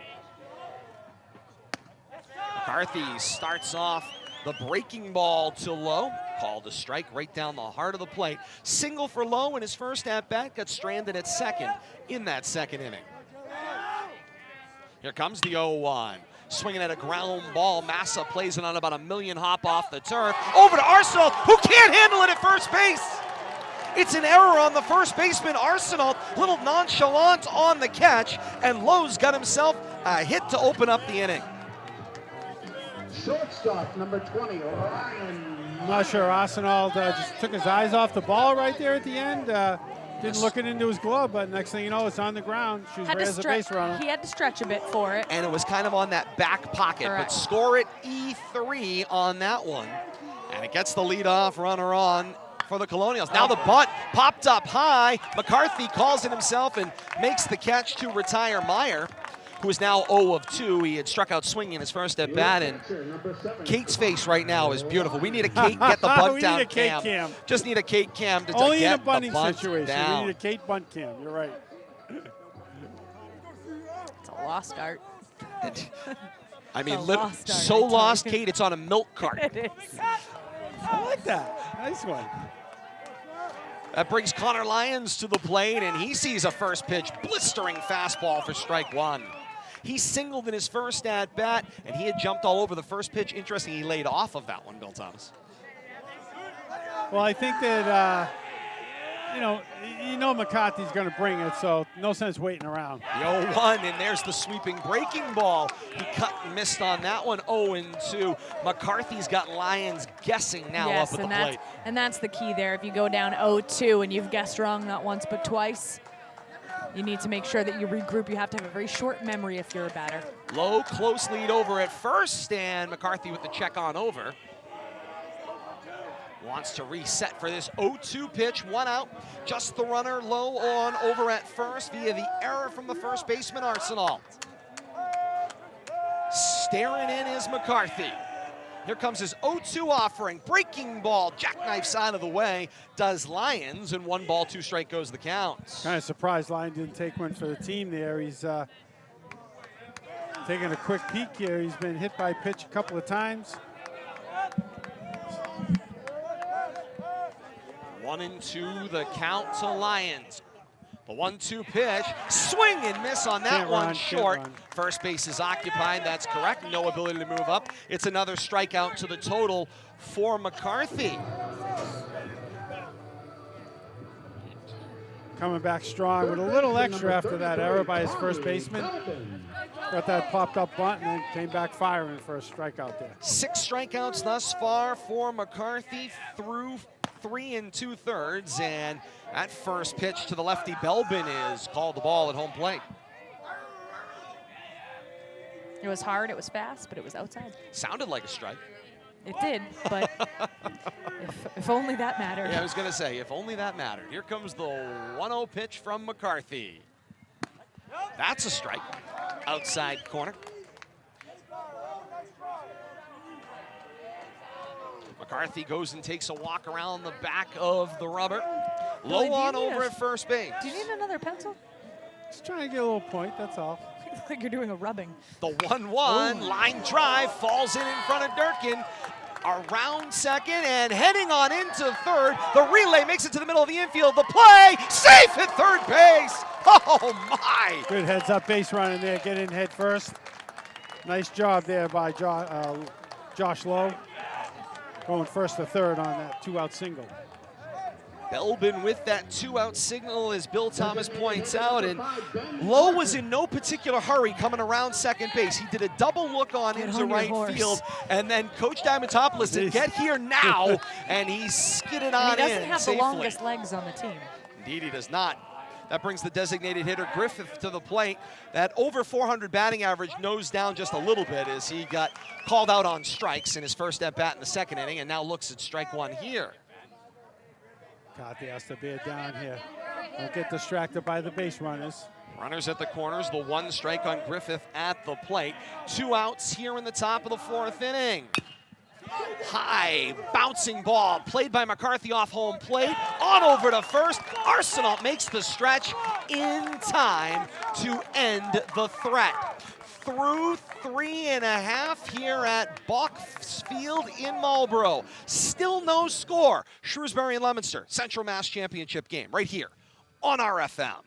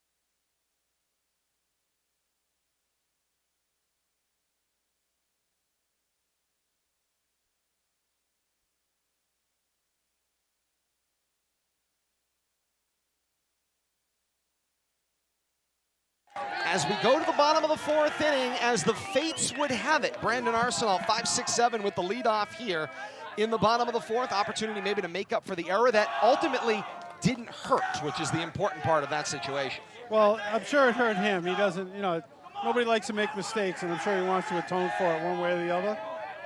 But it did not come back to hurt the team, thankfully.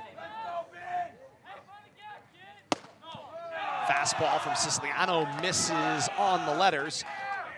2 balls and no strikes. No, we're talking about pitch counts, and Siciliano had a tough first inning. I had him at 29 pitches. Second and third inning, very efficient, 7 and a 16 for a 23 total the next 2 innings. The 2-0 called strike. 2-1 goes the count.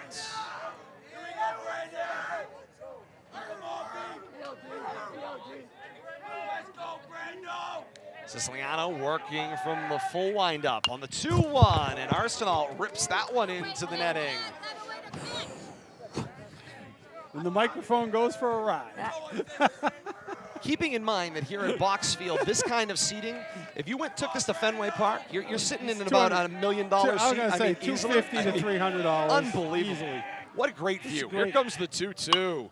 And Arsenal goes with the pitch on into right field, and it will sneak inside the line. Got himself a leadoff single, does Brandon Arsenal.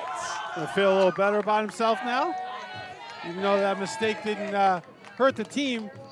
Only the Sure, third. going to bear down a little extra. Only the 3rd hit for Leominster so far in this game from Siciliano's first inning. I didn't think he that was would going to be get out of the unlikely. second. Yeah, I know Correct. it. All the struggles he had. But he did a nice job getting out of the 3rd inning, too, after certainly putting did. a couple of runners on. Tony Sabatelli comes to the plate, had a line out to second base in his last at bat. We'll send this one into the screen. I lost sight of The that tape's one. okay. Got a 0-1 goes the count. It's a precarious life. You know, I got to be honest. I stood in front of 70-mile-an-hour fastballs from Division I athletes down there, and I felt safer there. I got to tell you. I'm just saying. Are you saying the net looks flimsy? There was a timeout taken on the field. It's not so much flimsy. You're facing the right direction. That's the.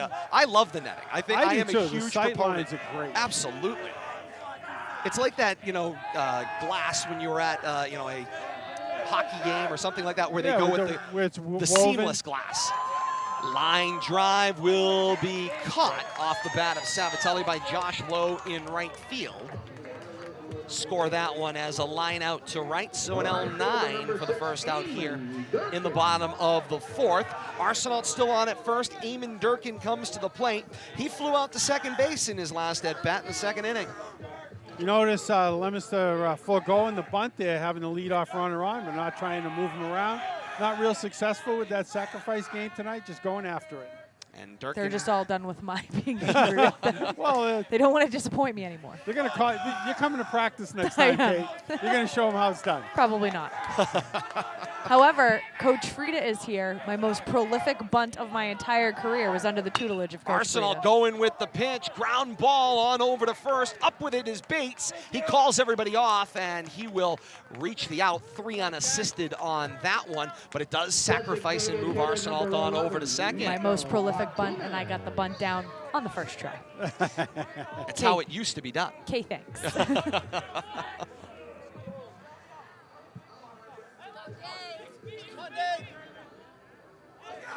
Coach John Frieda, absolutely adored. And Leominster legend in his own right. He's here. He's in stadium tonight. Longtime assistant in the Leominster baseball program. Ball off the plate on the start off for the designated hitter Nico Martinez. He lined out to second base when everybody did in the 2nd inning. That right side's been busy tonight. 1-0 the count to Martinez. Siciliano with the check on Arsenal. Here comes the 1-0. Breaking ball called the strike. 1-1 goes the count to Martinez with 2 outs here in the bottom of the 4th inning. Scoreless tie. Colonials and Blue Devils, Central Massachusetts Championship game.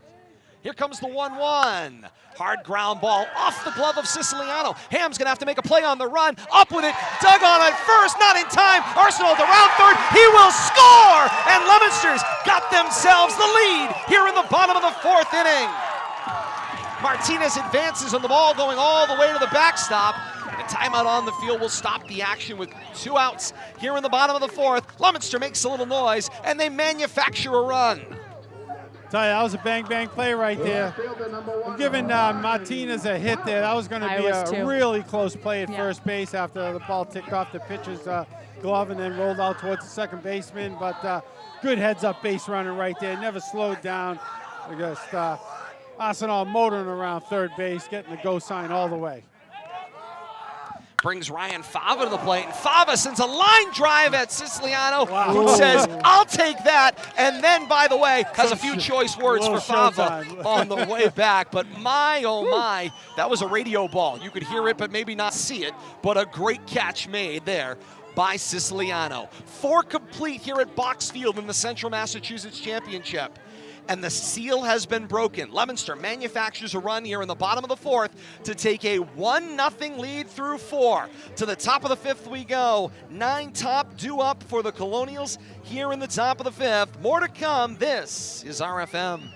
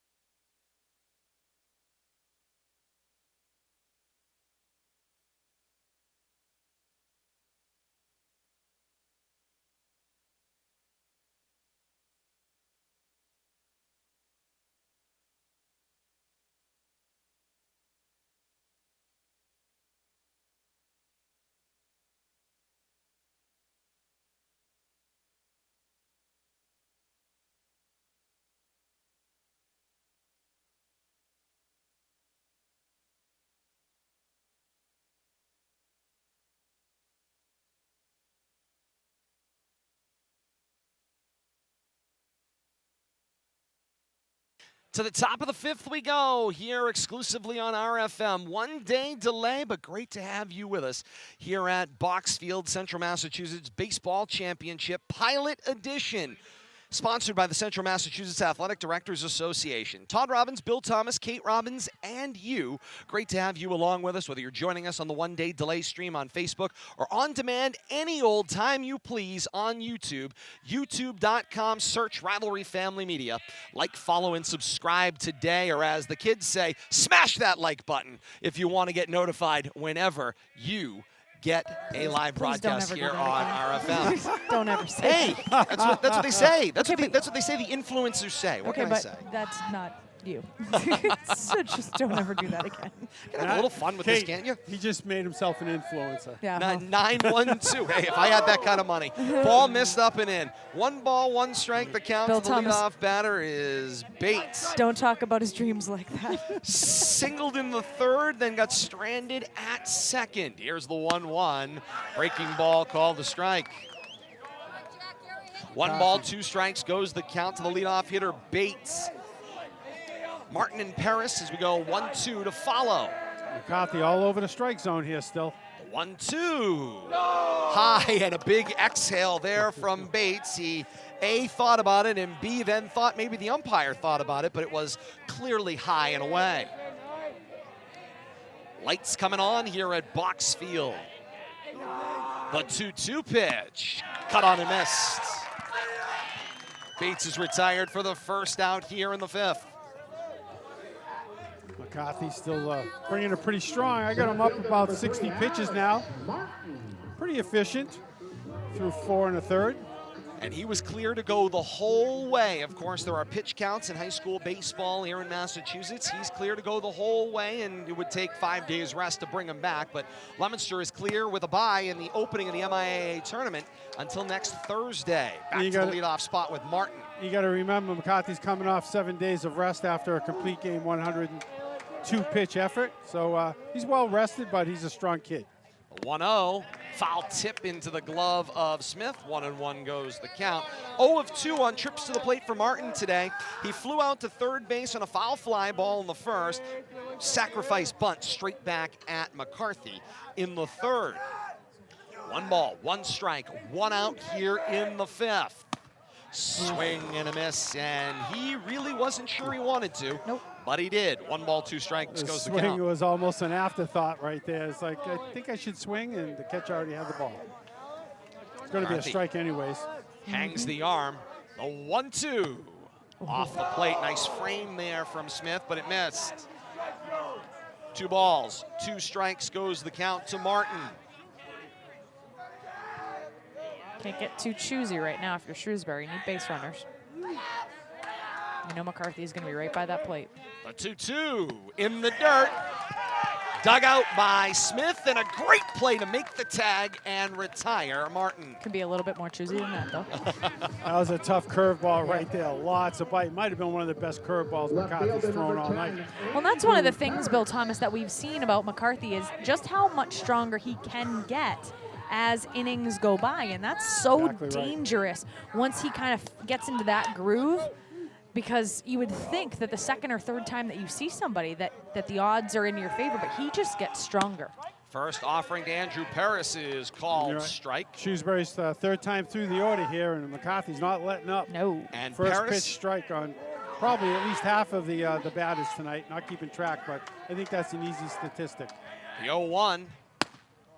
Ball missed off the outside corner, levels the count at 1 ball, 1 strike. Paris been a victim of the strikeout, 2 of the 8 on the night for McCarthy. Looking the first time, swinging the second time. He'd like a different result in at-bat number 3. Here comes the 1-1. Soft breaking ball missed. 2 balls and a strike. His hips started to open up. You could see he wanted to pop those hands out. The hips started moving, but nice job holding back there. 2 balls, 1 strike, 2 outs, top of the 5th inning. McCarthy would like out of the inning. Got a swing and a miss there from Paris to even the count once again at 2 balls and 2 strikes. McCarthy continues to impress. Very efficient in this inning thus far, already with 2 strikes and 2 outs. And a timeout call at home plate gives Paris a chance to step on out of the box. He'd certainly like to recollect himself. Now on back in.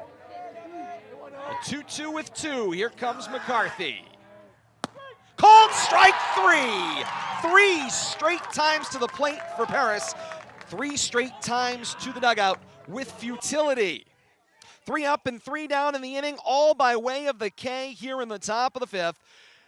No runs, no hits, no errors, nobody left on for the Colonials. Through 4.5 here at Baulks Field in the Central Mass Championship.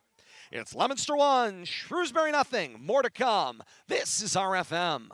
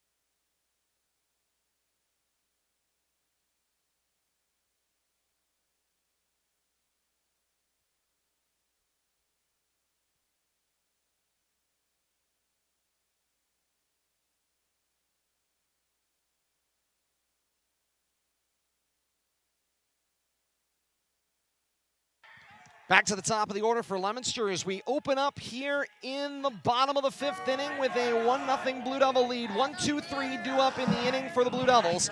Smith has doubled and was hit by a pitch in his last at bat. That one uncomfortably close, but called the strike. 1-1 the counts. Dutton McCarthy will follow Smith in the inning.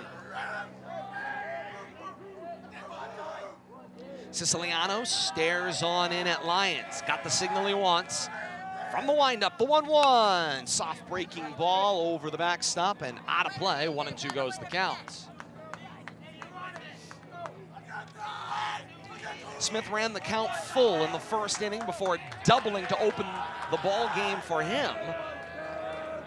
Here comes the 1-2. Check swing. They snap it on down to first. No go, they say.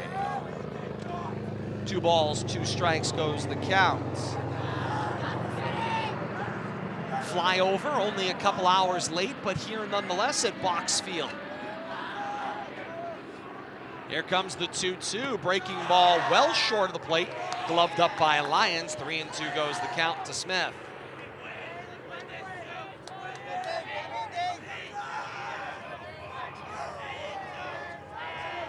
The payoff pitch to Smith. Called strike 3, retired.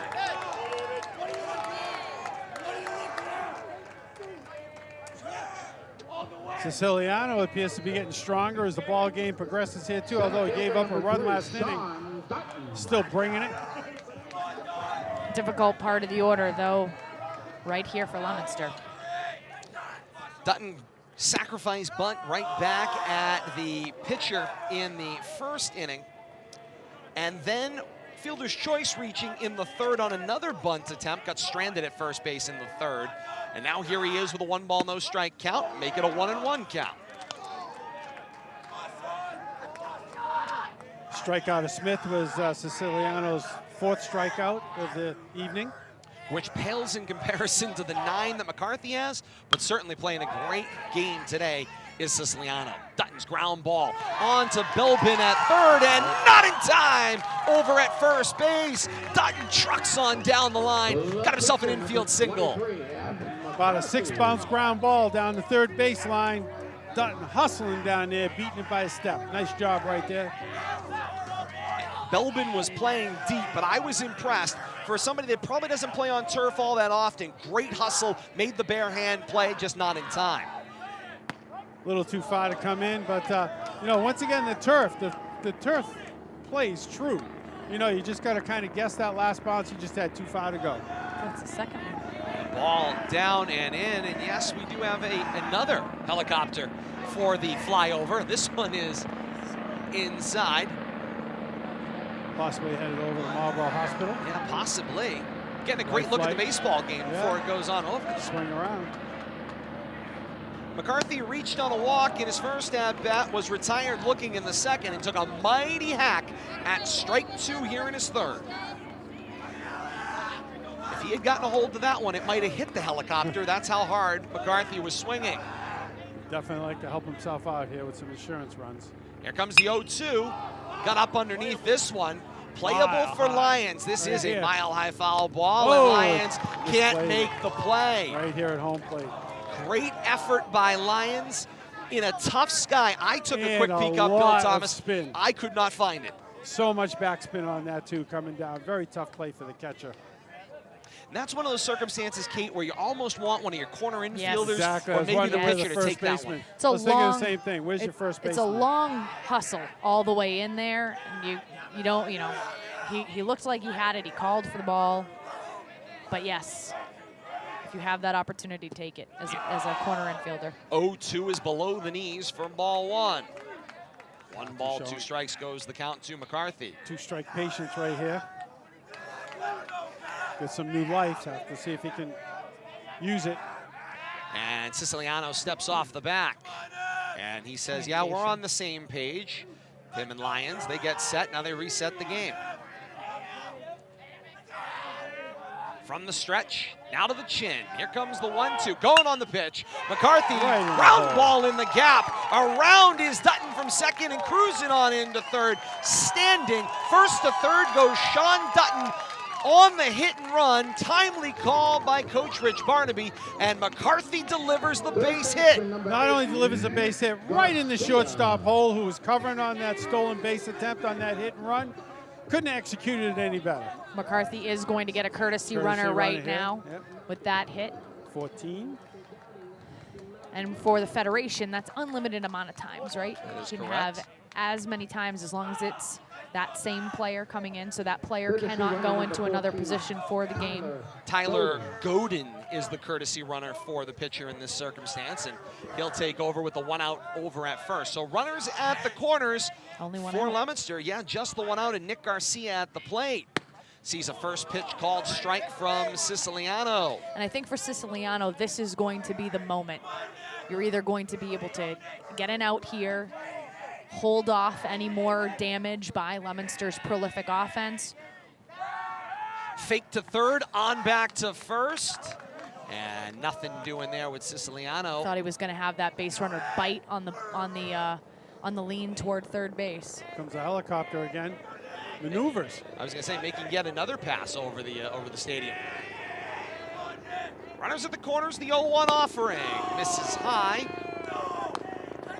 1 ball, 1 strike goes the count with just the 1 out here in the bottom of the 5th inning. Leominster with the 1-0 lead. And Kate, I want to know how it gets back behind us and back over there without my noticing. That's what I'd like to find stealth. out. Here's the 1-1. Through the 5 hole. Thinking about it was Dutton, but he thought better of it, and he'll scamper on back to third base. Once again, that turf acting like kind of like Velcro there, grabbing that ball, not even letting it reach the backstop. Smart play right there, I think, by Dutton. 2-1 the count to Garcia. Struck out swinging in his first at-bat. Grounded out to second base to end the threat in the 3rd. Getting so distracted. Here with comes the 2-1. Misses up and in. 3 balls and a strike. Decided I have the attention span of a gnat. Well, you're just looking. It's like when you see a cow when you're Yeah. driving down the street. You go, Yeah, cow. cow. You can't help. You see a helicopter fly over. It doesn't happen every day. Helicopter. Look, it's a helicopter. Here's the 3-1. Hard line drive. That's an RBI single for Garcia. Leominster up 2-0. Hit his count right there, 3-1. Knew he was going to get a good pitch to hit. Took advantage of it. Still only 1 out now with runners at first and second for Leominster. And so if you're Shrewsbury, you need to stop the bleeding and you need to stop it quickly. You're going to want a ground ball, a strikeout, pop up, something to go your way here so that things slow down. You don't want Leominster to get in a groove. You look at Siciliano's last 2 innings. 3rd inning was a 5-batter inning. 4th inning, a 5-batter inning. Just took a while for Leominster to break through, but they put the hits together in this inning. Came up with another run. Nice job by Lyons going out there to talk to his pitcher. These are not easy moments to be pitching through. You don't want to give up runs to a team with a prolific offense and prolific pitching. And right now what you definitely don't want is a big inning. Brandon Arsenault at the plate. Fouls the first offering to the backstop. You know, when you look at 3rd time through the lineup too, Kate and Todd, you start timing up the pitcher a little bit, you get a little more confidence, you see what he's got. It's right where Leominster is right now, 3rd time through the lineup. The net's back, I'll get it in between innings. Struck out swinging in his first at-bat for Arsenault. Single and a run scored, and this one ripped to the backstop. Everybody moving up on that one. That one got caught up in the net. Didn't even hit the concrete and padding right there. Score that one, a wild pitch from Siciliano. Station to station go the runners. So Godin, the courtesy runner for McCarthy, now at 3rd. Garcia on down at 2nd, and Arsenault with a 1 ball, 1 strike count with 1 out. And this is a dangerous bit of quicksand that Coach Diamantopoulos' squad has wandered into here. And now the force out is off as well. 1-1, big swing and a miss from Arsenault, and he takes a little shoulder shiver from Lyons and takes a little look at him from behind. Big exhale and back in the box. 1 ball, 2 strikes, 1 out. Siciliano at the chin. The 1-2, breaking ball. Backhand play by Lyons. 2 balls, 2 strike, go the count. Arsenault with a single his last at-bat came around to score the first run for the Blue Devils in the 4th inning. Runners on second and third, and Arsenault says, I've waited long enough. He asked for time. He'll back on out of the box. Back on in. The 2-2, and it got a piece of him. Right on that arm pad, though. Right on that elbow protector. Well, the good news, the force play is back on for Shrewsbury on defense. The bad news, the bases are now loaded, and you only have one out still. I think we might have a pitching change coming up here. Coach Diamantopoulos takes the slow wander out to the mound to meet with Diamantopoulos, and hey, 11 innings pitched prior to tonight. This is a great performance. Things have come apart a little bit for him in the last couple of innings, but he got himself a nice round of applause from the fans of both sides, appreciating the effort by David Siciliano, who will get you the line on him as the new pitcher heads on into the game for the Colonials. It's Ryan Sandy that will head to the mound. He'll warm up and will continue with the bases loaded and one out here in the top of the fifth. Stay with us here on RFM.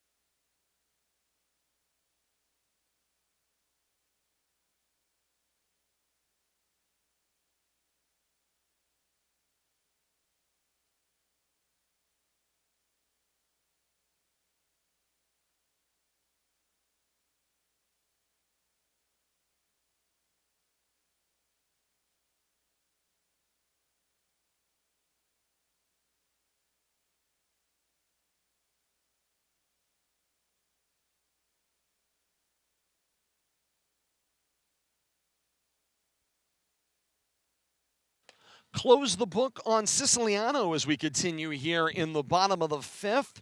4 1/3 thrown, 6 hits, 2 runs. We're calling them earned. 1 walk and 4 strikeouts for Siciliano in a great effort here tonight in the Central Mass Championship game here on RFM. The new pitcher is Ryan Sandy, Bill Thomas, and we got some line on him as well. Yeah, 28 in. 2/3 in his pitch. I'm guessing he's a starter. He started six games. Got a 3-3 record. Looks like he's been the workhorse of the staff. Him along with Rocco Hickson. We'll have to see what he brings here in relief. And he inherits a little bit of a mess. Bases loaded, runners all around. It's Blue Devils no matter what direction he looks. Sandy set at the belt. First offering comes with that submarine style, flares this one out to right center, catch made by Lowe, tagging and on his way to the plate is Godin, and Leominster's manufactured yet another. Nice job right there. Get that run home. Get a little cushion. Sack fly there for Savatelli at the plate. Who's that courtesy runner that was out there from McCarthy? Tyler Godin. That's who just scored. Yes, indeed. Thank you. Not a problem at all. Fly out goes F9 on Savatelli. He's flown out in all 3 of his at-bats. Brings Eamon Durkin to the plate. And Durkin looks at a called strike 1, the second offering from Sandy.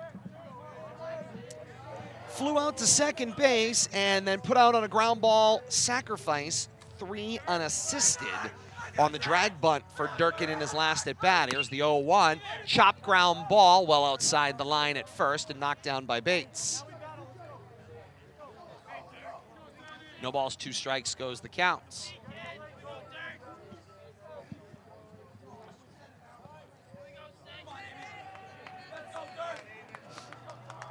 Sandy with 35 strikeouts, leading the staff in strikeouts in his 28 2/3 innings. Averaging over a strikeout an inning. Set at the belt. Here comes the 0-2. Rips that one into the dirt. And Lyons keeps it in front of him and keeps everybody right where they are. He's got kind of a herky-jerky motion right there where he cocks his wrist back and then kind of slings it around his body. Try finding it at about the hip if you're the exactly. batter. It's a Does a difficult good job of delivery to hiding the track. ball. Have to watch him a little more closely here, off his hip. thinks about second base, and everybody will go back. Garcia heads on back into second. Nice job by Ryan Meyer, the shortstop, to flash on in behind Garcia and force the reset. 1-2 the count on Durkin. Sandy's 1-2 offering. Goes with it, fouled up and out of play. Kate, we've done a good job of course, chronicling the lost arts of getting the bunt down, but I know you'll definitely want to credit Leominster. 3 runs scored here, sacrifices, base hits, fundamental sac fly. baseball. Fundamental baseball. Not all about the home run. Good luck hitting one here. That's a long fence. 1-2 is down and away. Interestingly enough, I was looking at that no man's land out there in left center field That's where a the poke. fans are. We were guessing. I had a guess of 375 from a fan. I'm saying closer to 400 out there. I wish there was some numbers out there. That is It's a an poke. interesting look.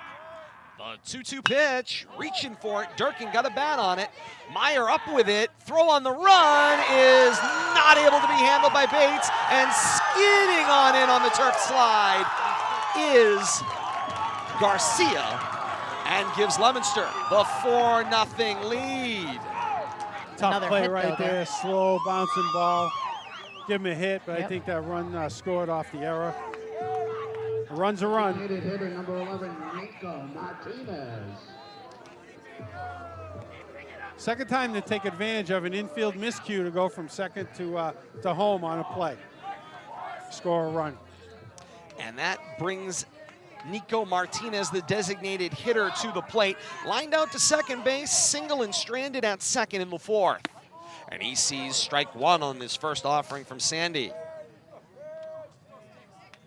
These runs are charged to Siciliano. We'll get you the updated line at the conclusion of the inning, as they were all inherited.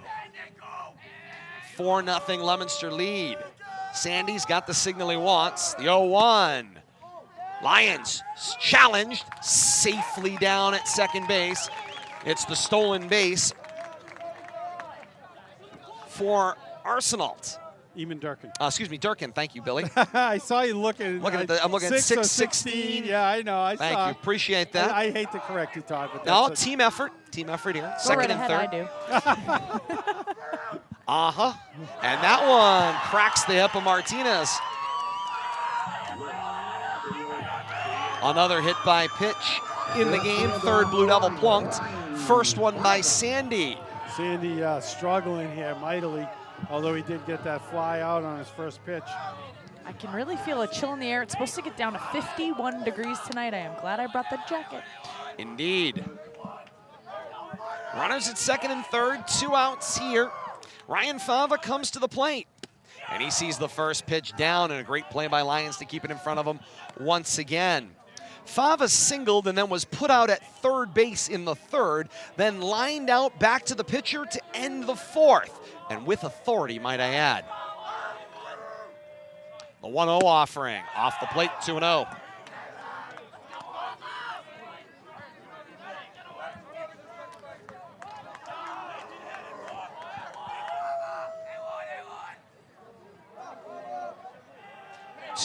Offering coming here from Sandy with the 2 outs.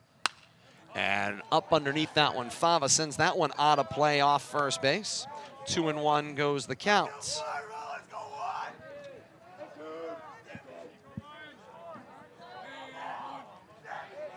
Todd and I are in a silent fight right now, Billy. Runners wander off second and third.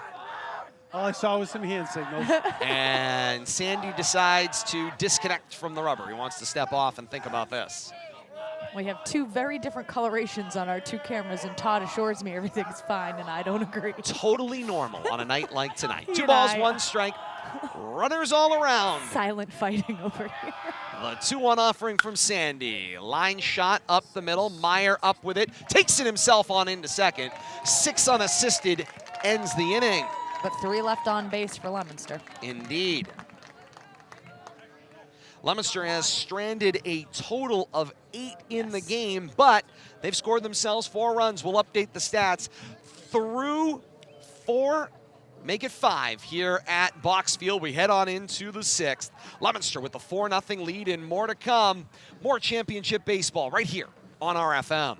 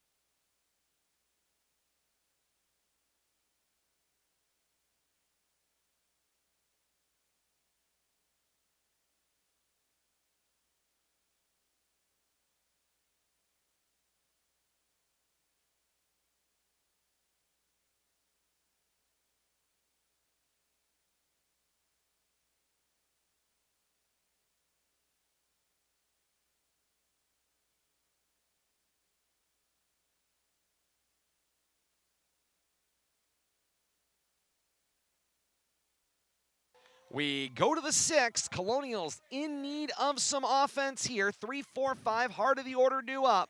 And the first pitch from McCarthy is a ball wildly away. I guess if you're going to start, Bill Thomas, and try to build something, seeing a pitch, and McCarthy maybe shaking a little bit there, might be a good start, or at least a good sign for Ham. Good move by the coach last inning to get a courtesy runner out there so we get a little extra blow on the bench. 1-0 missed. As it worked out, the courtesy runner came around and scored, so saved some energy there for McCarthy. He's going to need it here these last 2 innings. Ham's 0 of 2, flew out to center field, grounded out to short. The 2-0, called strike at the knees.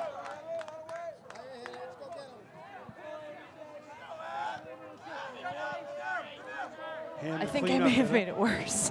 And the cleanup hit has been quiet tonight. And a timeout taken, and McCarthy would like to have a conversation with Smith. Yeah, I definitely made it worse. Beautiful. Radio with pictures. It is indeed radio with pictures. If you're joining us for our first baseball broadcast here on RFM, or your first, our Kate's fifth, ineptitude is out fifth there. of the year, relax.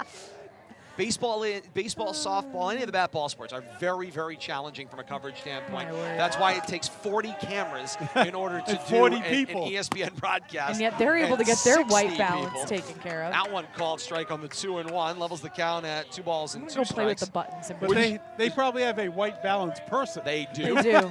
And at the end of the day, that's why we say we are an award-winning radio broadcast team, not tooting our own horn. Mass broadcaster said so. Line drive back at Ham, and McCarthy snares it out of the air. But award-winning with the camera, we are not. Award-winning radio. We'll paint the word picture for you. The pictures, we're working on it. A little iffy. Take our word for it. Our graphics are pretty good. I was going to say, add the graphics in the whole bit. Graphics are good. Josh Lowe comes to the plate, single and stranded in the 2nd, reached on an error, stranded at 3rd in the 4th, and sees ball number 1 go by.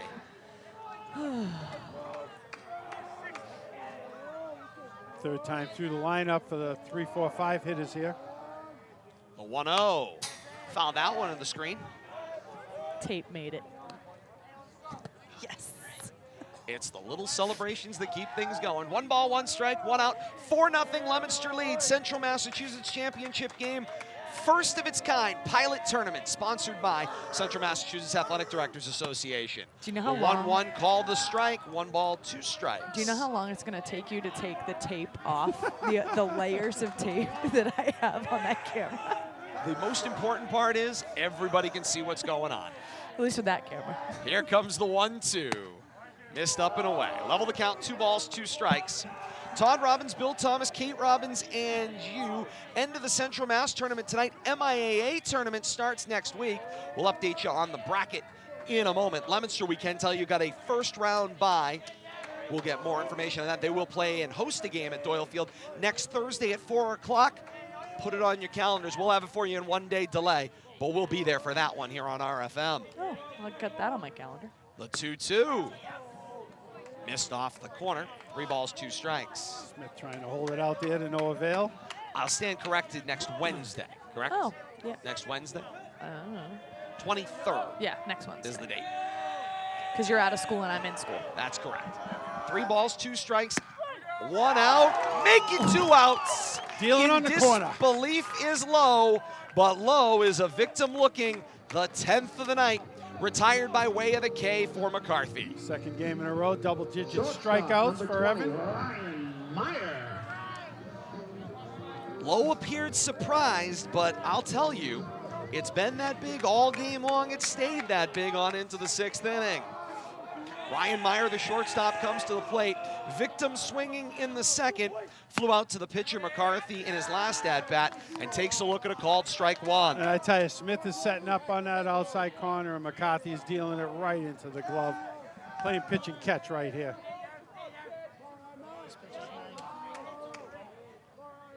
McCarthy with the 0-1. Foul to the screen by Meyer.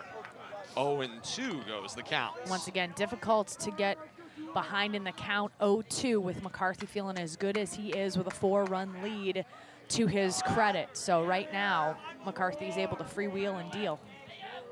McCarthy leans way in to get his signal from Smith. Here comes his 0-2 pitch. Cut on in. Missed. Inning over. With authority.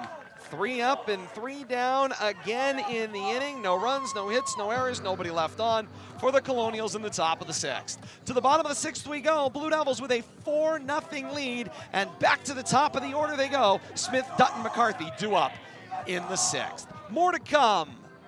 Championship baseball right here on RFM.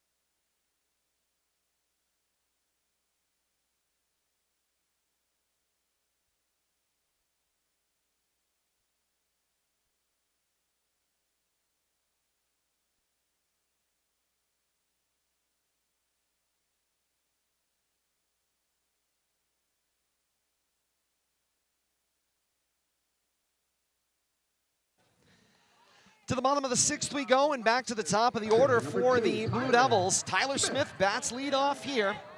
Doubled in his first at-bat, hit by a pitch in the 2nd, and stranded. He was stranded at 3rd in his first at-bat as well, and then caught looking in his last at-bat to start off the 5th. And he sees strike 1 head on by from Sandy. This is his first look at Ryan Sandy for Smith. Bill Thomas, guess what? Todd and I aren't fighting anymore. He fixed it. Ah, I see. Good job. He did something right for a change. think The it was 0-1 short, 1-1 goes the count. Team effort. I saw you looking over his shoulder. Billy always knows the side to choose when we fight. 13 He's a smart straight man. victories for the Blue Devils coming into this one tonight. That's what they want to keep alive. Smith will foul this one out of play, and he's in the hole 1 and 2. The longer that streak goes, heavy lies the crown as the #1 seed in the Central Massachusetts tournament, and now the #1 seed in the MIAA tournament as well for Leominster. Doesn't get much easier when you keep carrying on a streak. Here comes the 1-2. Lions thought he had it. Yeah, he Call the wanted ball it. off the corner. Set up a little too far outside. He hit the glove, but Sandy did, but just wasn't set up in the strike zone. The 2-2 pitch is short and scooped. That is Full just count. that's just a weird-looking slurvy curve slider right there with that half underhand motion and just a lot of wrist action. Does a great job hiding the ball. Elbow real tight to the body too, Bill Exactly. Thomas. Then he Everything's kind in of close. creates a whip on his way by the hip. A lot of 3-2 elbow pitch. motion. Fouled out of play by Smith. We'll try another 3-2 pitch. Ton of deception in that motion too. Got to be a little more around the strike zone though. Be successful. The 3-2 pitch once again. Missed this time. Reaching on a walk is Smith. 4-0 Leominster's lead here in the bottom of the 6th inning. Leadoff batter on once again as Leominster looks to close this one out.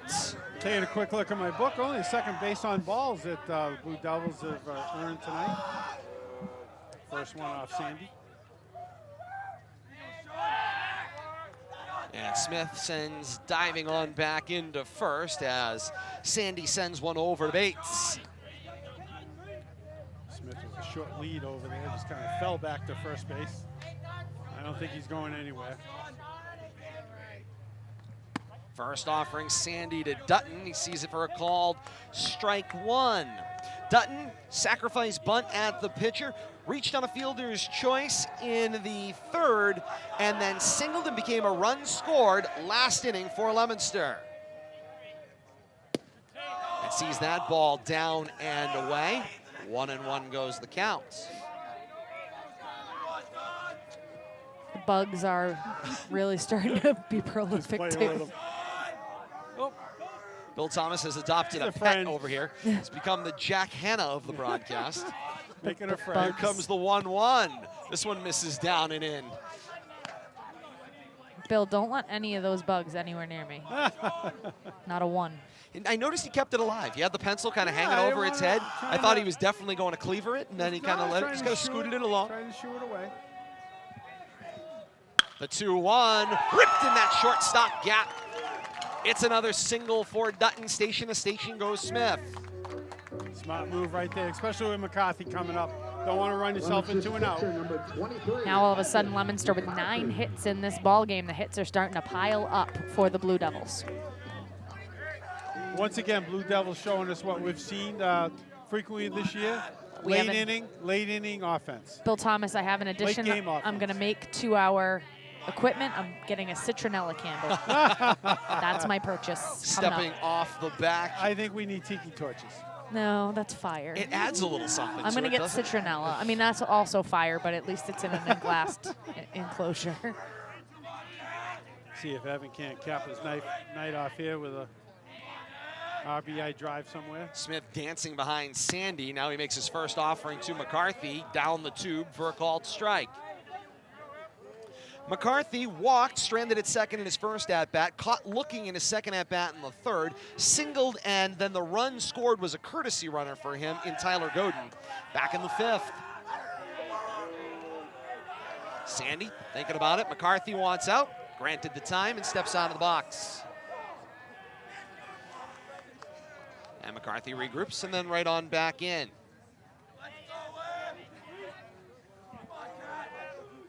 Smith still dancing back and forth, and he gets Sandy to check on him. I will say he is wildly distracting out there, which He's is got both- fantastic. And he's got both middle infielders occupied too at the same time, which creates a huge hole in the middle of the infield.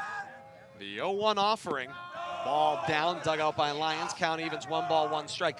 Earlier on, I was thinking to myself as I saw him pop the catcher's mask off there, he wears that new age kind of hockey goalie look. He's got the headband on underneath with kind of the wild 80s hair. He's just a throwback player.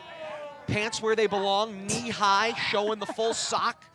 There's the 1 ball, 1 strike swinging from McCarthy. Fly ball out to Martin, who loses it in the lights. It falls in. Smith on his horse on into third. Everybody can only move up station to station.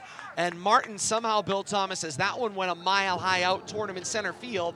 Lost that one in the lights. Yeah, I'm not sure he ever saw it off the bat. He had an idea where it was tracking, but couldn't pick it up before it bounced in front of him. That'll go down as an error on the center fielder, Martin. I was going to be generous. McCarthy No, will reach. Bill Thomas. I was going to be generous. No. That's a hit. He never touched it. Not should have. Not so much. First pitch called strike to Garcia. Garcia struck out swinging his first at-bat, grounded out to second. A.J. Ham, single and a run scored in the 5th, and the courtesy runner for McCarthy a little late, but on out he goes. Tyler Godin on back over to first. Completes the lineup, 3 runners up, all on right now.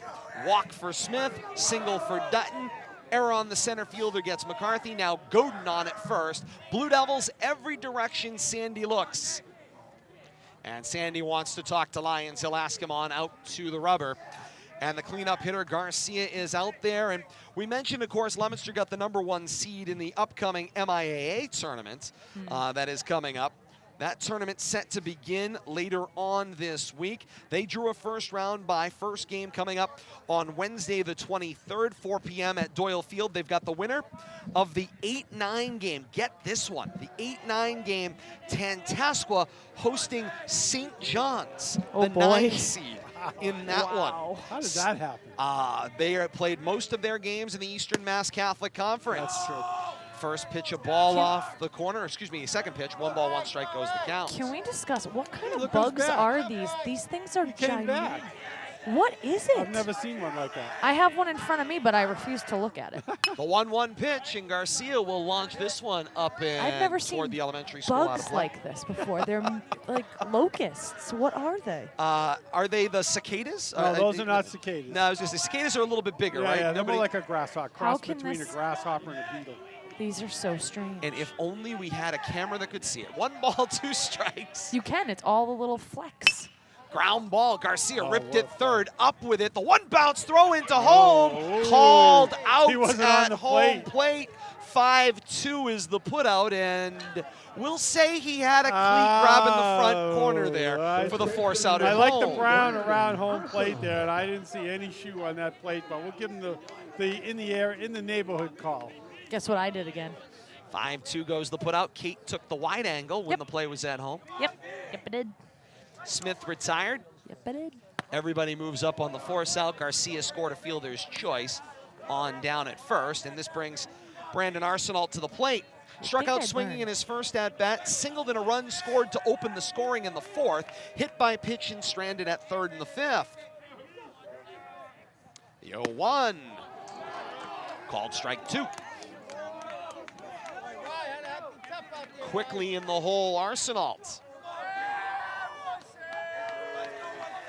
And Sandy would like very much to get in the dugout, only with the 4-run deficit going to the 7th. Got 2 outs to go, though. Indeed he does. Here's the 0-2.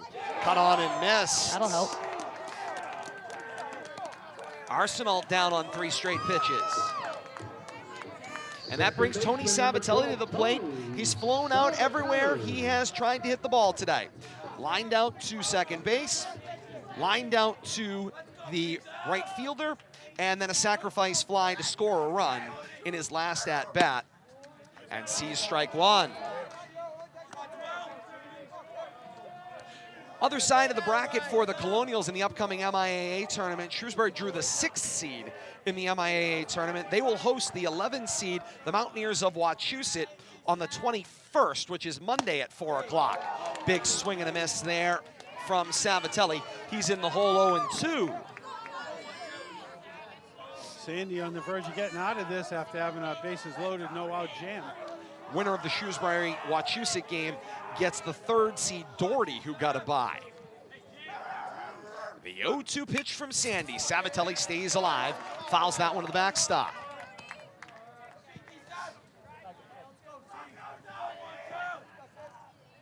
One of the brothers, Martin, Yes. running over to get the ball. Along with Mike Turco, the assigned officials here to this Central Massachusetts Championship game. They've done a phenomenal job tonight maintaining order. Here comes the 0-2 pitch. And it's a line drive for Savatelli in the left. It will plate Dutton on down, Leominster to pile on, and turf slide on in. Slip and slide all the way for Tyler Godin. Scores on behalf of McCarthy, and Leominster's got themselves a 6-0 lead. Right fielder number 6, Eamon Durkin. Timely 2-out hit by Savatelli right there. A couple insurance runs. Leominster's built this lead to 6-0 here in the bottom of the 6th. Big 2-out hit right there. Brings Eamon Durkin to the plate, and Bill Thomas, it's that time of night. Not a specific time, just late in the game when Leominster does all their scoring. Late inning magic. We've done it time again this season. Eamon Durkin looks at ball 1. He flew out to the second baseman, sack bunt to first base on the drag, and then reached on an error by the first baseman in the 5th. The 1-0 flared out of play, and 1 ball, 1 strike goes the counts.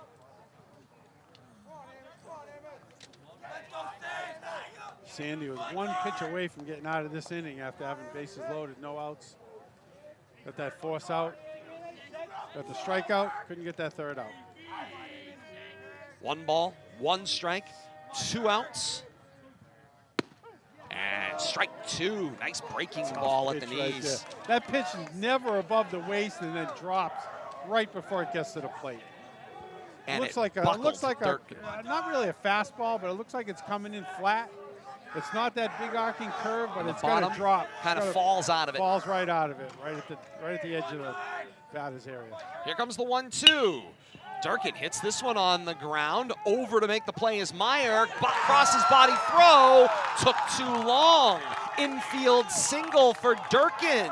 Everybody moves station to station. So Garcia on over to 3rd. Savatelli to 2nd. Durkin on with the infield single. I believe that's 11 hits now for the Blue Devils in this game. So double-digit hit night. Runs keep piling up. Indeed they do. And they keep putting the ball in play. Nice job by Garcia there, too. Slowing up just enough, I think, to create a little distraction. Keep the shortstop back a little bit. Got an extra bounce. Led to that infield hit. Nico Martinez, the designated hitter at the plate, lined out to second base. Single and stranded in the 4th. Hit by pitch and then cut down to end the fun in the 5th. Saw ball 1 from Sandy. Here's the 1-0. In the dirt and dug out by Lyons.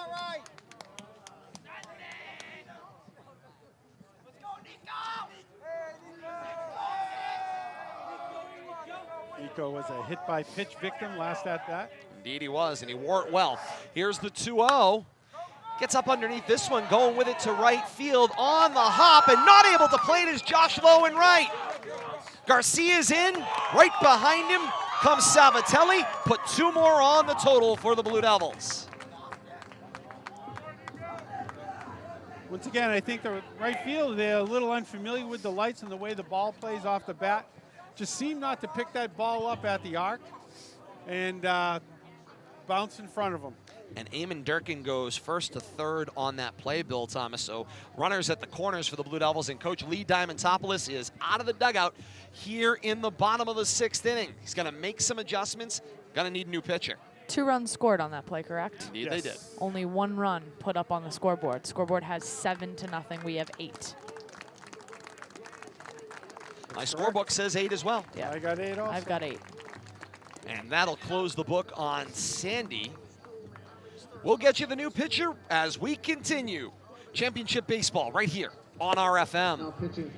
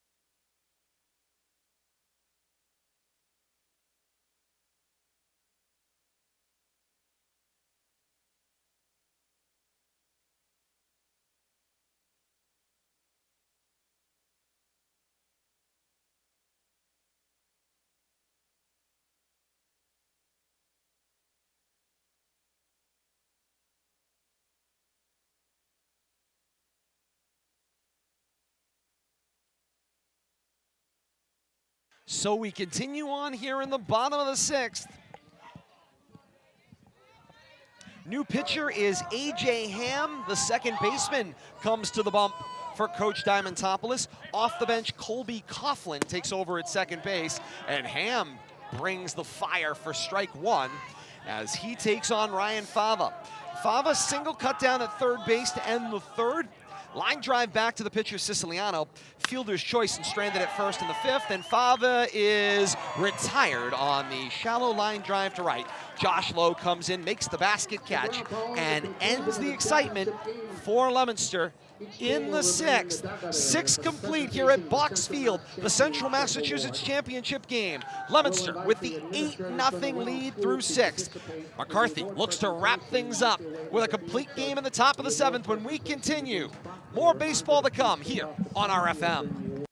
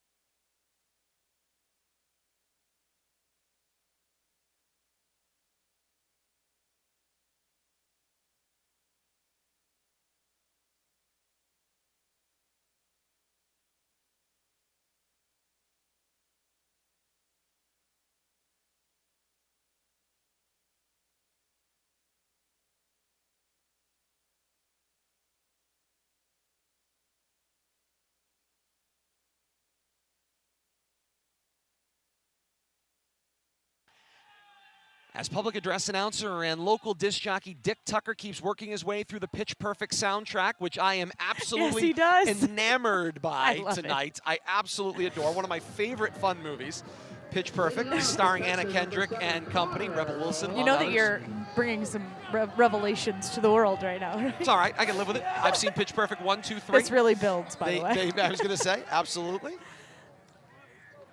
It's all right. You're married. I make you watch it. McCarthy to the 7th. Sees that one up and into Connor Lyons, who's got the lead off. 6, 7, 8 due up in the inning. Lyons, Belbin, Griffith. And Lyons got a good look at Rawlings on that ball as it misses up and in. Now, interestingly, the scoreboard is now correct with the total, but they have a run in the 7th for Leominster already. That's one way to correct it. That one fouled up and out of play. So it is, if you can. Hey, the number's right. That's all. The number at the end is correct. Leominster's already batted in the bottom of the 7th and gotten a run. Leominster already has a run in the 7th. Not how it works. No. We can have fun with it. Yeah. Absolutely. Hey, new scoreboard. I love that it has the line score. Yes, that is nice. Called strike as McCarthy brings the breaking ball to Lyons. I believe what Baulks Field just said to Doyle Field was, it's your serve. I think so. Bring the line score to Doyle Field as well. I think you're right. I like the big scoreboard. It tells you all the information. Maybe something with LEDs. Cut on and missed. Tied him up right there. McCarthy bringing it almost as strong as the first inning. Well, and that's one of his most phenomenal attributes as a pitcher. 12 strikeouts for McCarthy. Tommy Belbin comes to the plate. Strikeout victim swinging. Singled and stranded in his last at bat. And cuts and misses at that one. And I got McCarthy at right around 90 pitches, give or take 2 or 3 maybe. 96 I'm getting from Sean over here. And but I think he's well within his low 100s. Get through the 7th inning here. Ball up and away through the glove of Smith. That one hangs at the backstop. Official has to hold things up. They need to, oh, they're going to leave that ball in play. All right. Here comes the 1-1 delivery. Breaking ball called strike. Here it comes. There's nobody on base. Doesn't matter. Keep things moving. So you say. Then the overthrow happens, and the ball, then there's two. Which ball do you pick Which up? one do you pick up? You pick them all up. Leslie Nielsen's umpiring the game at that point, and we're in trouble. Well, this one especially lined up with- and out of play. If you've got a pass ball on 2 strikes and you have 2 to choose from, yeah. No bueno. It's where things get exciting. 1 ball, 2 strikes, 1 out. Belbin at the plate would like to start a little rally here in the 7th for the Colonials as they chase 8. Here's the 1-2 pitch. Belbin rips this one towards center field. Giving chase is Dutton. He will settle underneath it and make the catch for out number 2. A lot of room out there in center field, especially as you work your way over towards left center. Tracked it all the way. Coming up post-game here on Rivalry Family Media, we've got our post-game recap. You stay with us for this one. We'll walk you through all 7 of this one. Plus, we've got the Central Massachusetts Championship Trophy Award Ceremony. All that coming to you right here from Baulks Field on a Championship Wednesday. Called strike from McCarthy for Ben Griffith, who's at the plate. Caught looking in his first at-bat in the 2nd, grounded out to McCarthy in the 4th in his 2nd at-bat. Here comes the 0-1. Popped up and out of play. Count goes to 0-2. The temperature has dropped so much I have the sniffles. I'm a fragile flower, though. Not at all. McCarthy stares in for the sign. Here comes the 0-2 pitch. Wastes up and away. 1 ball, 2 strikes goes the count. He would very much like to make a 13th strikeout victim out of Ben Griffith and close out Leominster's 14th straight victory. One of the other things, if you're the Leominster coaching staff, having an asset like McCarthy to be able to consistently pitch complete games for you, to rest the rest of your pitching rotation, such an attribute to have. Count levels at 2-2. 2 balls, 2 strikes, 2 outs to Griffith at the plate, the designated hitter. The 2-2 pitch, called strike 3, and Leominster is the Pilot Central Massachusetts Tournament champion. 14 straight victories for the Blue Devils, and they win a Central Mass title. What a way to close it out right there. Set him down with a strikeout. McCarthy just kept getting stronger and stronger as the game progressed. Last 3 innings, 1-2-3, 1-2-3, 1-2-3. That's the way to wrap it up. 8-0, Leominster. Ladies and gentlemen, winner before tonight. presentation of the championship trophy, let's hear it for these 2 teams playing the Public address announcer Dick Tucker asks for everybody to acknowledge the great performance by the 2 teams tonight, and it was a phenomenal battle through the first half of this one. We'll have the full recap coming up for you in a bit. This crowd was treated to a dandy here at Baulks Field, and a great crowd on hand, as we said throughout the night. Clearly the best of the season, as well it should be for any championship battle. The 2 athletic directors get together down at home plate. Jay Costa representing Shrewsbury, David Palazzi representing Leominster. Jay Costa is the District E Division I representative on the Central Mass Athletic Directors Association board. He is also the current sitting president of the Massachusetts Athletic Directors Athletic Association, which oversees all of Massachusetts. Let's join public address announcer Dick Tucker. We ask the coach and captain from the Leominster Blue Devils to accept the championship award as the inaugural Central Mass champion.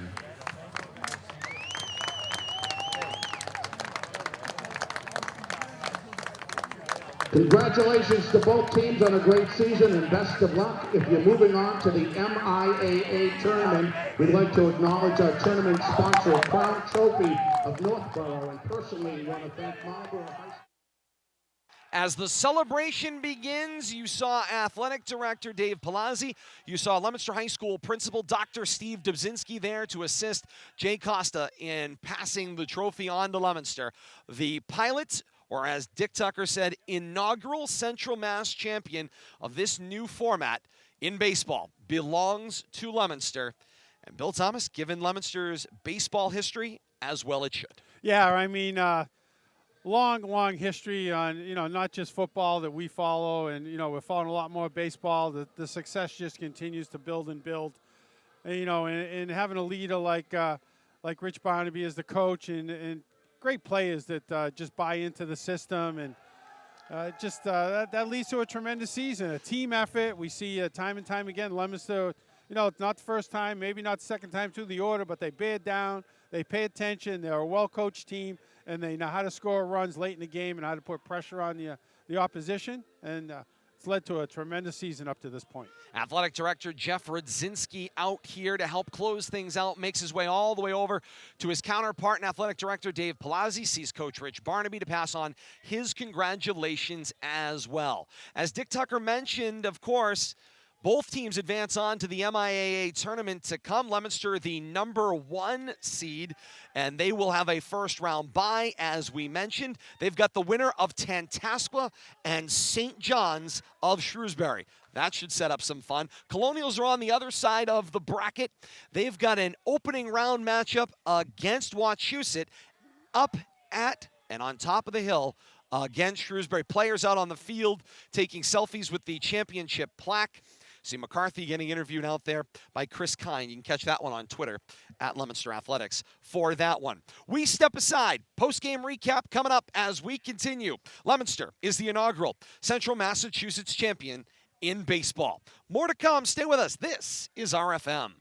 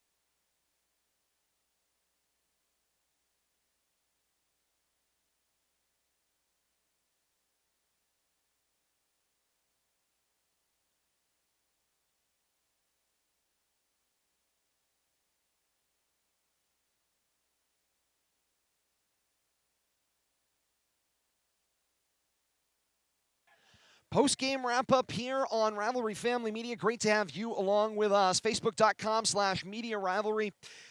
Great opportunity here to close out this inaugural Central Massachusetts Championship. Great to be able to be here this evening. Just saying to Athletic Director Jay Costa from Shrewsbury how fantastic it is to have these opportunities, to be able to have these later games, get the crowd here, and of course, to be able to have this first championship game across all sports. They had a couple of lacrosse championships going on out there tonight as well. We'll see more of this to come when that statewide tournament comes into play next year as well. 8-0 Leominster a victor, 14 straight wins on their way to their first Central Massachusetts Championship in this new format, winners of this inaugural tournament here tonight. Close out the lines here on the starting pitcher. We mentioned David Siciliano for Shrewsbury. 4 1/3 innings pitched, 6 hits, 4 runs. They were all earned. A walk and 4 strikeouts is what we have Siciliano for. For Evan McCarthy, got the shutout. That's the obvious. Scattered 4 hits in his 7 innings pitched. No runs, therefore none were earned. Did not allow a walk by our tabulation in this one. 13 strikeouts on the night for McCarthy. It's an impressive stat line in the complete game shutout victory. The scattering of 4 hits will really be the piece that stands out in my mind as we go through this one as well. Couple hours of game time out here.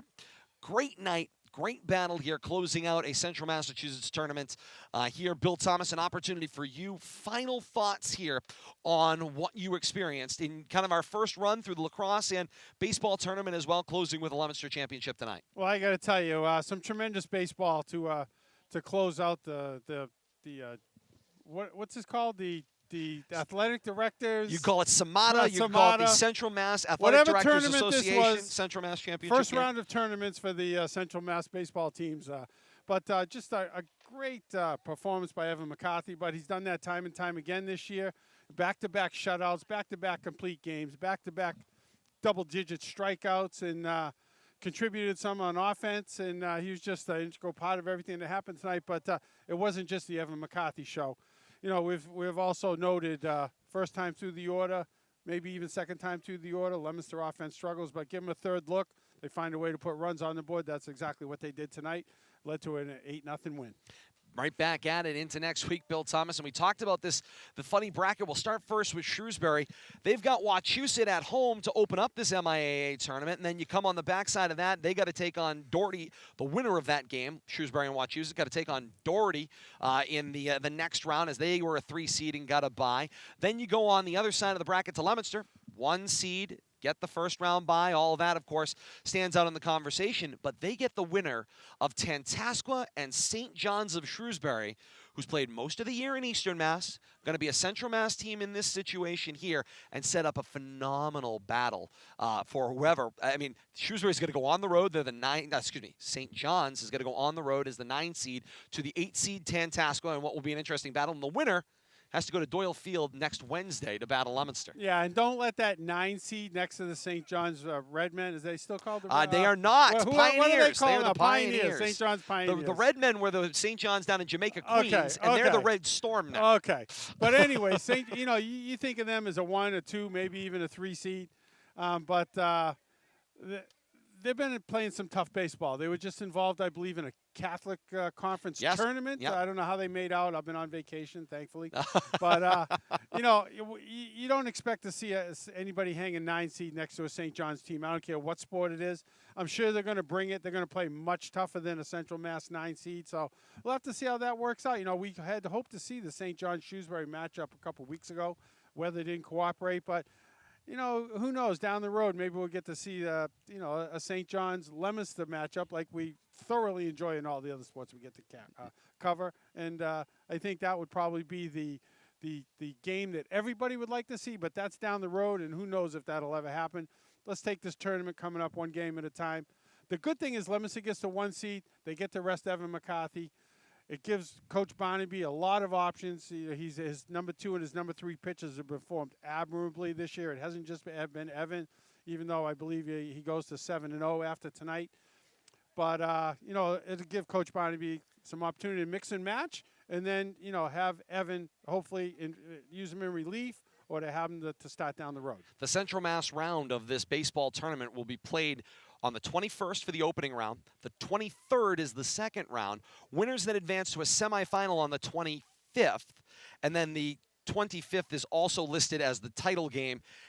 I think there's a bit of a transposition there. It should be the 28th.